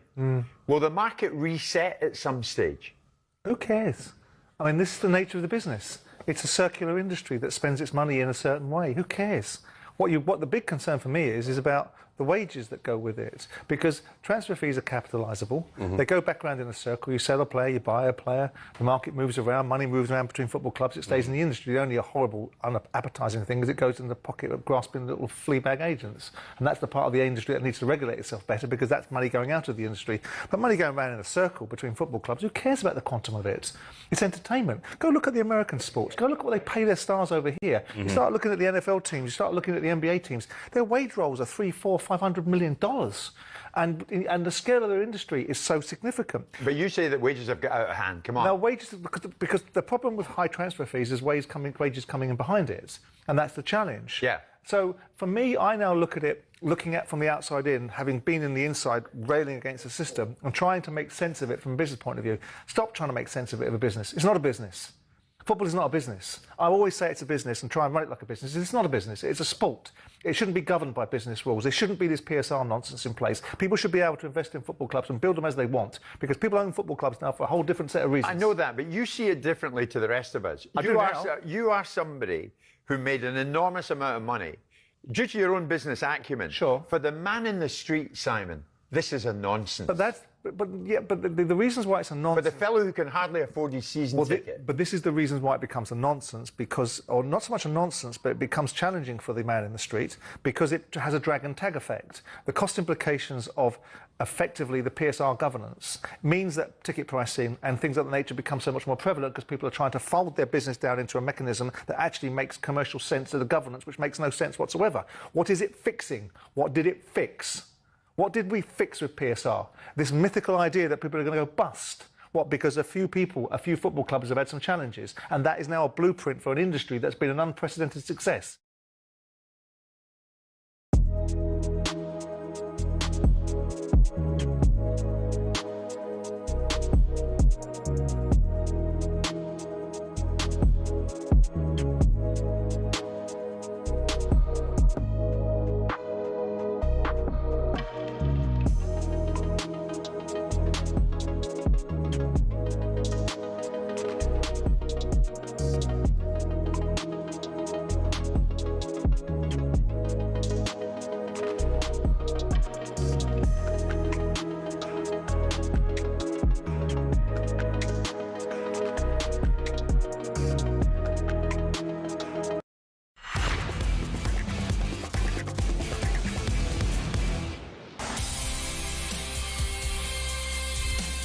Yeah, you are listening to World Cup Game Day Sports Bar. talkSPORT, me, Jamie O'Hara, Jason Cundy. Time now to slide into Game Day with Burger King. sliding into game day on talkSPORT with Burger King Burger Buddies. Total tournament satisfaction delivered by the experts. Order now on the BK app. As we round up all the latest from the World Cup, each day we're going to be choosing 3 key talking points to discuss. We're going to make it a bit of a club one because there's been lots going on in the Premier League. I'll start with Vito Pereira. He's poised to leave Nottingham Forest. The club are going to appoint Oliver Glasner. Wow. I mean, that's a massive, massive statement. So Pereira's decided to go where? Where's that? Well, he ain't gone anywhere. They've binned him. Yeah, they've binned him. So apparently he had a release clause or something in his contract. Right. And I think they triggered it at a couple of minutes before it ran out. Wow. So Marinakis has got rid of Pereira. And it looks like they're going to appoint Oliver Glasner. Glasner's proven himself to be a very, very successful manager at a club like Crystal Palace. Forest are bigger, right? Bigger expectation, but he's moved Palace. The needle that he's moved where Palace were to where they are now. Do you think Glasner was thinking maybe he'd get no disrespect to Forest, but a bigger job? 100%. Yep. Because I was expecting Glasner to go to maybe to Italy or someone like Milan. A lot of big jobs. Yeah. And I'm not saying Nottingham Forest ain't a big job, but of course it is. Of course it. But it does feel like I think he was sideways, but a little bit sideways. I think he was hoping and expecting something bigger to come in. I don't know without speaking to him. I don't know, but that's what it felt like. So it's a. I think Crystal Palace would sit there and think, really? No, I don't think so. He's going to Forest, right? He's going not to Forest, right? Crystal Palace would, Well, he put them there, so maybe he can. Palace have been there for a long time, mate. Palace have been a Premier League club for a long time. but not when FA Cup, Community Shield. No, exactly. And doing what he's done at that club. I know, but to leave in Europe go as well. Forest, I don't know. It's like just feels. I was expecting more. I agree with you. I mean, fair play to Nottingham Forest. I was expecting more, and maybe this conversation has been clearly it's been going on for quite some time. Glasner made his decision early this year, so that conversation has been going on. I like you was expecting Glasner to go somewhere slightly bigger and perhaps a little bit more of a club that can do a bit more in terms of pedigree, in terms of Europe. But Forest are a massive club, mate. No, I get that. And it's, listen, that's a great move. A great move for Nottingham Forest. That's an amazing appointment. Yep. Talking about other huge appointments, Spurs. Oh, here we go. Have a huge summer window. Matthias Fernandes looks like it's done. Sandro Tonali agreed, £100 million. Andy Robertson, Senesi, Van Hecke, Dubravka. Mate, Spurs are back. Who? Spurs are back. Mate, come on. Spurs are back. Yeah, come on. You have to say now, right? And you can't disagree with this. Listen, Spurs are back. Hold on. You've been banging that drum for the last 3 years, right? Yeah. Right? And last 2 years, you've been fighting relegation. Europa League winners, remember that? You've been fighting relegation. Yeah, but Europa League winners. You've been fighting relegation. Okay, but now you can't get away from the fact. You lot went into the last 90 minutes of football absolutely in yourselves. Yeah, I know. Right? Yeah. So don't be giving Spurs a back, right? Spurs are back. Back where? Spurs are back. Back where? Spurs are back amongst the elite. We're back amongst the elite. We have shown the Premier League our pedigree. We've gone bang, bang, bang. Tonali, Fernandes. Yeah, we'll have you. We'll have you. We'll have you. Brighton, give us Van Hecke. Newcastle, give us Tonali. West Ham, off your pot. What do you mean, just give us? Go on, off your pot. You got Lincoln, we'll take Fernandes. What do you mean? Thank you. What do you mean, just give us the... You're spending 3 figures. Good player, mate. He's a good player. Top player. Statement sign. Don't be giving just give us like you've gone in there and poached him. Well, we have. We pulled the pants down. We took the best player. 100 grand. 100 million, sorry. We took the best player. 100 million. Yeah, we've took the best player. You've taken the best player at a price. What does that say, though? Spurs are back. Spurs are back. Spurs are back. You can't get away from it, right? And I'm not saying, we are going to be a problem. We're a problem for next season. Mate, honestly. Everyone wanted us gone. Everyone wanted us gone. You never learned. Now, De Zerbi has gone. Right. You never learned. Here we go. Mate, I've been having this. De Zerbi. I remember you turning up with big hands. We're back. What happened there? You won Europa League. Big hands. We're back. He gets the bit. He gets biffed. Yeah, Thomas Frank was a disaster. Thomas Frank comes in. We're back. No, I never said we're back with Thomas Frank. All right. Tudor. I got Tudor. Never. No. We're back. We got Tudor. No. I Mate, you never never said learned. anything about Igor Tudor. Tudor, we're He was back. A terrible appointment. No, I never said we were back. No, this mate. is come on. You stunk out the whole of the Premier League for the last 2 seasons. Yeah. You've got no shame, you lot. Finished 17th twice and then gone bang. We're back. You're back. Bang. Have some of that, Premier League. You wanted us gone. Premier League. Mate, everyone wanted us gone. Everyone laughing at Spurs, making a mockery of us. And we've just shown What do you mean making a mockery? we are still the big What six. do you mean making a mockery? We are still the big six. You made a mock. Say again? We're still the big six. Spurs are still the big six. And we've gone and shown it. We've gone and got it done. Done.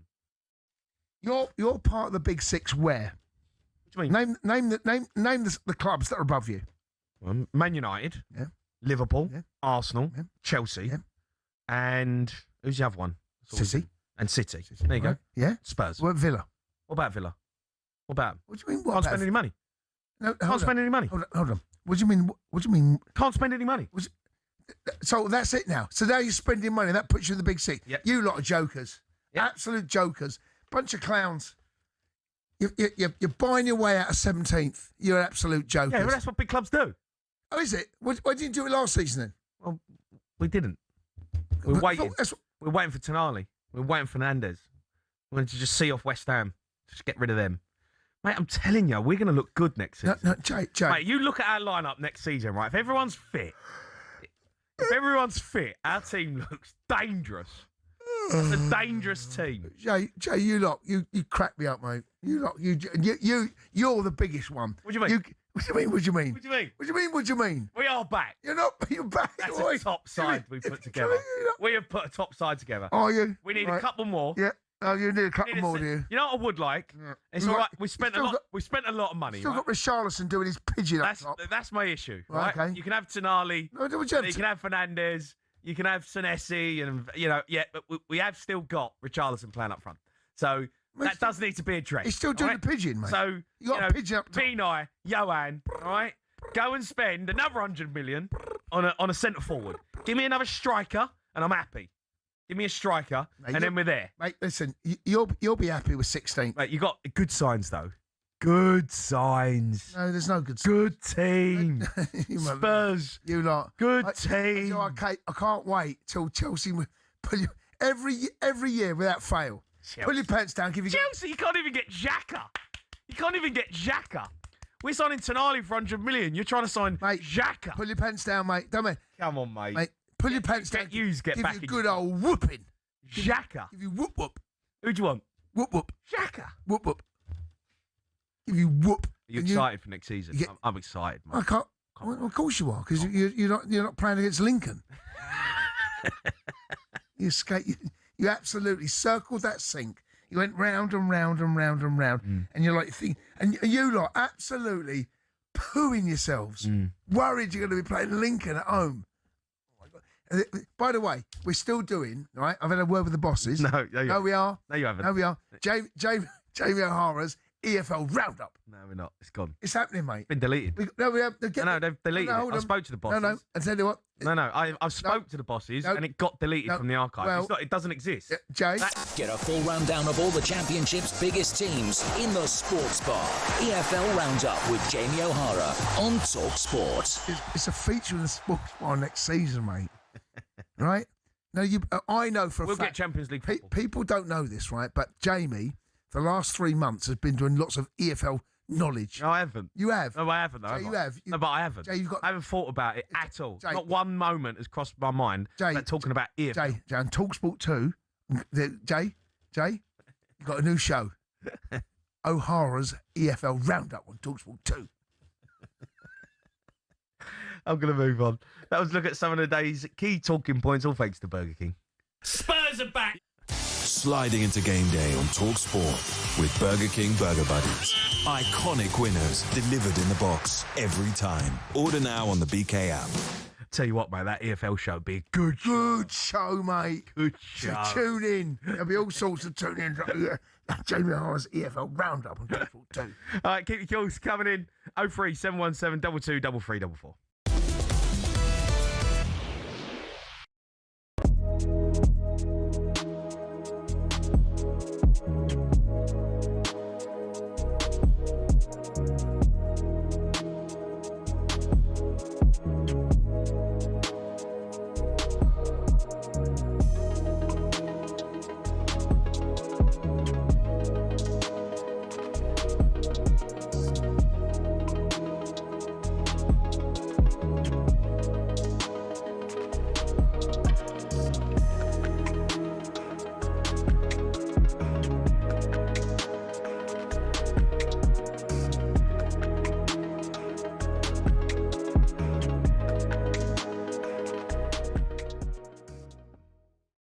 bizarre situation what's going on with German football at the moment.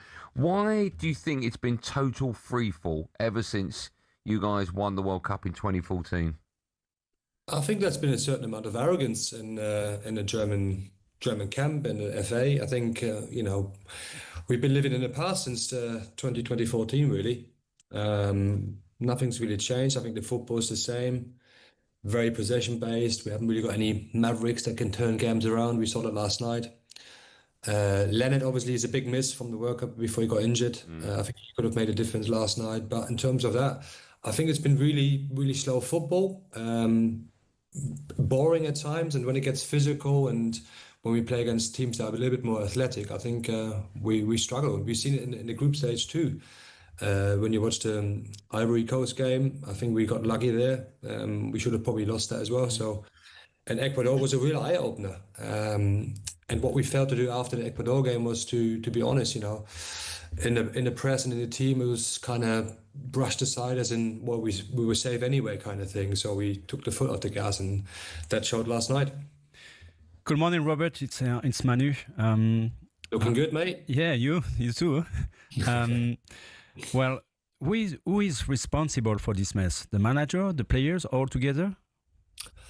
I think it's been a combination of all what you just said. I think when you look at the game last night, could the players have done any better? I think, yeah, they could have done. I think they played with themselves. Once they went 1-0 down, they sort of stepped up a little bit. But I think, we just got stuck in thinking the Bundesliga is great because we have full stadiums, but we didn't innovate really after the 2014 win. And we're just confident. We were too confident, really. We always say, we're Germany. We're not anymore. We haven't been since 2014. And unless this kind of attitude changes, not just from the team, I think even from the nation itself. When you read the papers, you listen to fans. We still live in the past. We need to put that to the side and start working. Go back to what Germany was.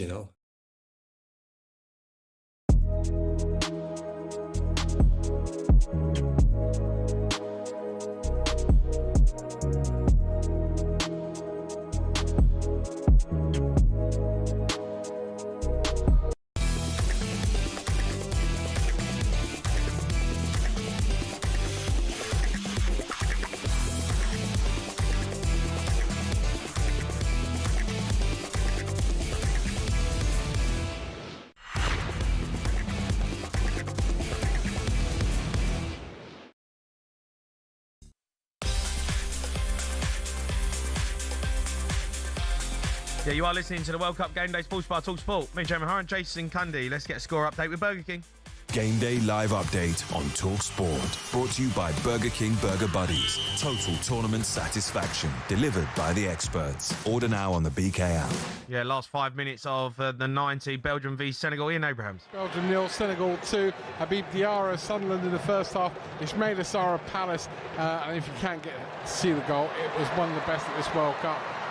5 minutes into the second half, the Belgian coach took off Doku and De Bruyne 10 minutes into the second period, and to be honest with you, they haven't had much to shout about. Belgium. Tielemans fired one over. We've just seen Mane from Senegal have a shot saved, but really what was key for me, boys, I don't know if you saw it, and you two epitomise this for me. If you're going to be successful, you have to have teamwork. You two never argue, but Tielemans and Trossard going into the hydration break was publicly seen arguing as they walked towards the Belgian bench. This is not a harmonious squad. It's not a harmonious team, and they're only going to be in the World Cup for a little bit longer. But Lukaku has just put one in right at the front post, ball across, and there was Romelu Lukaku. 9 World Cup games without a goal, but now he's got one, and we have an interesting last 5 minutes. Belgium 1, Senegal 2, live on talkSPORT 2. Former Chelsea man Romelu Lukaku has given Belgium hope. He certainly has, yeah. Big moment. Yeah, it looks like it was slipping away, but 5 minutes left. We'll get back to Moose if anything happens. We've got that game on. Right, we're going to do a bit of a quiz.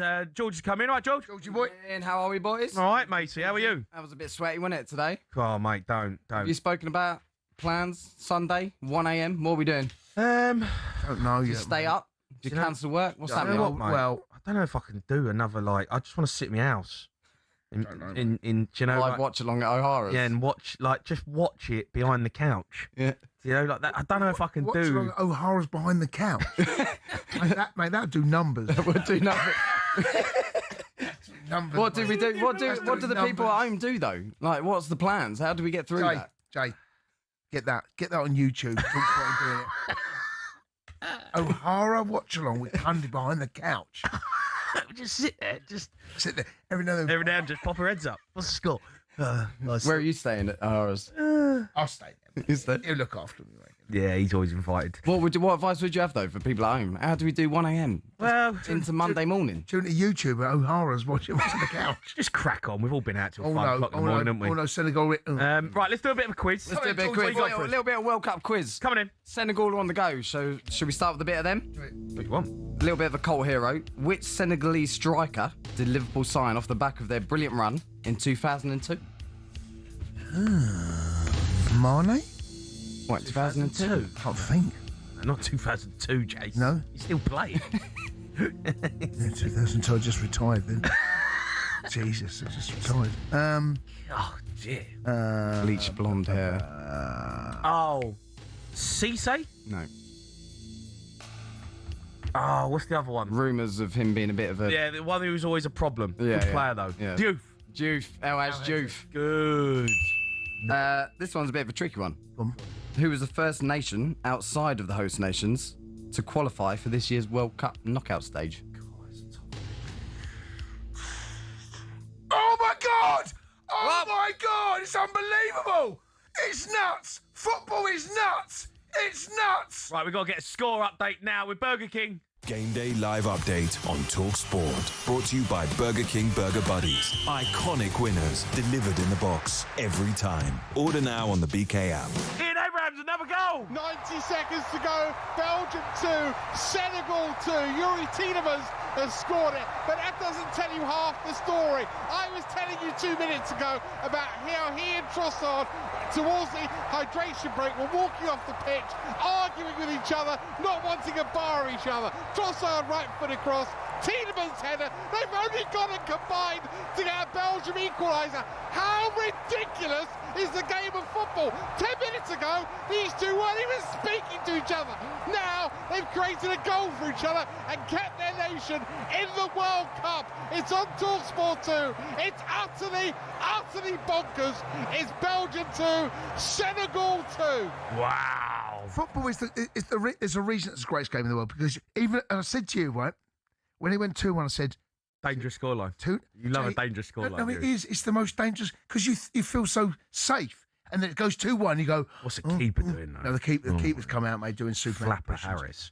That was a score update, all thanks to Burger King. Game Day Live Update on talkSPORT. Brought to you by Burger King Burger Buddies. Total tournament satisfaction delivered by the experts. Order now on the BK app. If you want to listen to live commentary of that game, it is on talkSPORT 2. Right, we're going back to the quiz. Sorry. Yeah, that was incredible. I mean, what a moment. Sorry. Unbelievable stuff. I don't know. What was the question? I can't remember. I'll tell you what it was. It was who qualified first. I'm going to say England. No, it wasn't England. Definitely wasn't England. I think it's from Africa. No. Okay, It's quite what a tricky region? one. What region? Asia. Asia. No. Kind of gives it away a bit though, doesn't it? Asia. Asia? Okay. Japan. Yeah. Japan. All right. Right. That's our question. That was hard. I didn't make that one, by the way. Was that my son made that one? Maybe. Next question. Which country have finished as runners-up the most times at the World Cup? Netherlands. Without... There you go. Next question. Which French goalkeeper shares the record for the most World Cup clean sheets alongside Peter Shilton? Barthez. What? Barthez? Did you say French? Mm-hmm. Oh, you said French? Yeah. Yeah, Barthez ain't a bad shout. Yeah, go on, Barthez. Well, you said that first, Jason, didn't you? You were in together, right, as a team. Well, it was Barthez, yeah. It was Barthez. Good knowledge, that, mate. Here we go. No, that was just a guess, mate. This is a No bit... knowledge. This one, I think you'll both like this one. Which have there been more of? Players called Jamie or players called Jason? Jamie. Who have made an appearance at the World Cup? Jamie. There's no... Jamie. Would you like bonus points if you can name some of the players then? Jamie Vardy. There's one. And oh my god. Oh, that game's unbelievable. Okay. Jamie. No, I'm going to say Jamie. The answer's Jamie. Yeah. That's not correct. There's been more Jasons than Jamies at the World Cup. Really? How about that? Yeah. Jason, there's been 3 Jasons who have appeared at the World Cup. Jason McAteer, Jason Kalina, who played every minute in 2006 for Australia. Good player, mate. Good player. And Jason Cummings, he made 1 appearance for Australia 4 years ago. There's only been 2 Jamies. You got Jamie Vardy. There's one quite obvious Jamie you missed out. England. Carragher. Carragher was the answer. Carragher, yeah. Right, come on, keep me coming. All right, another one. Go on. Brazil drew 0-0 when they opened the game with Morocco. How many years have they now avoided defeat in their first game at the tournament? 68, 92, or 104? I didn't hear the question. I was just watching. I've got no idea what the question is. He's watching the game. Shall I go? Was it? Brazil, I said 0-0. It was 1-1 in their opening game with Morocco this year. How many years have they now avoided defeat in their first game at the World Cup? 68, 92, or 104? 68, what do you mean? 68 As in 68 years ago, 92 years ago, or 104 years ago? I'm going to go, I'm going to go 104. 104. The answer was 92. They last lost their opening game in 1934. One more final one. 1934? It was the last time they lost their opening game at the World Cup. Wow. I know. Right. Another one? Yeah, go on, one Been more. a big talking point this year. How many minutes of hydration breaks were there during the group stage of this World Cup? Oh, mate. Was it... Who's put that question? Was it 350 minutes? Jeez. 432 minutes? Jeez. Or 764 minutes of hydration breaks just in the group stage of this World Cup? Jace, work that one out, son. Middle one. Middle one. You're not doing any maths on this, or anything? What the middle one said. You're not doing any maths on By the this, way, just I middle think one. Belgium can nick this, by the way. Honestly, I'm just watching. I can't take my eyes off this. Yeah, it's unbelievable. They're all over them. Yeah, Senegal have gone. Yeah, they have gone. Senegal have gone here, by the way. I mean, this is unbelievable. There's still 4 minutes left in the 90. TalkSport 2. TalkSport 2. Get yourself over it. Ian Abrahams. The middle one. The middle one. TalkSport 1 for the quiz. Yeah, go on. The middle one. Yeah, well, the middle one. So in the group stage of the World Cup, just hydration breaks, there was 432 minutes, which is nearly 5 full games of football. Is that the middle one? That was the middle one. That was the middle one. I don't know who won that quiz. No idea. Good stuff. No one cares. No cares. Right, that's it from us. We're going to go, but I feel like the Belgium-Senegal game. I want to stay over there. I feel like there's going to be another goal. There's still a few minutes left. You can watch that game live over on TalkSport 2. Up next, Ollie Klink takes over as he builds up to USA v Bosnia. It's live on TalkSport.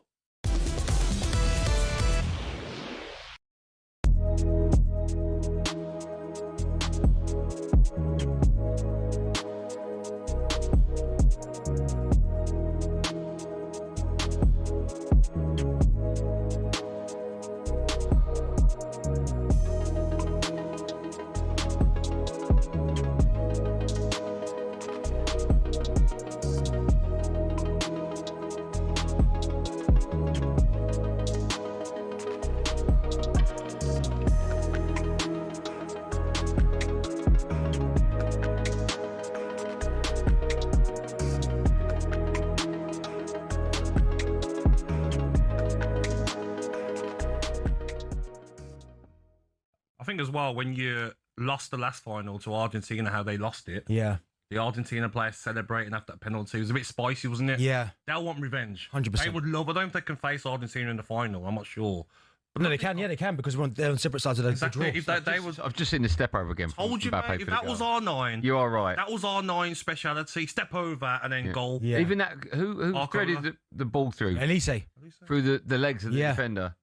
Incredible. We're just watching the Yeah, replay of the goals now. Like Bentley says, like, you can't stop this. Look at this. They've got bodies behind the ball now, watching the third goal. Yeah, you Run need here from Mbappe in behind. No space That in pass behind, but is they find it. Yeah. I don't think we've got that. Of course we haven't got that. I don't think we have. Don't think we got that. We're nowhere near them. Do you know what? In midfield, though, that if England play France, like, listen, France are the favourites by... It's just not close in terms of the quality of the squad. But the midfield battle will be interesting because I think our midfield could give their midfield a run. Tchouameni, Rabiot, Kone. Kone. I think it can go up against that. I agree. Left back as well. Yeah. I love Digne, but I left think we'll back. get mauled You could if get we at play him. Digne at left Yeah, back as well. 100%. Kunde I think at we'll right get- back. I think we get mauled if we play him. No,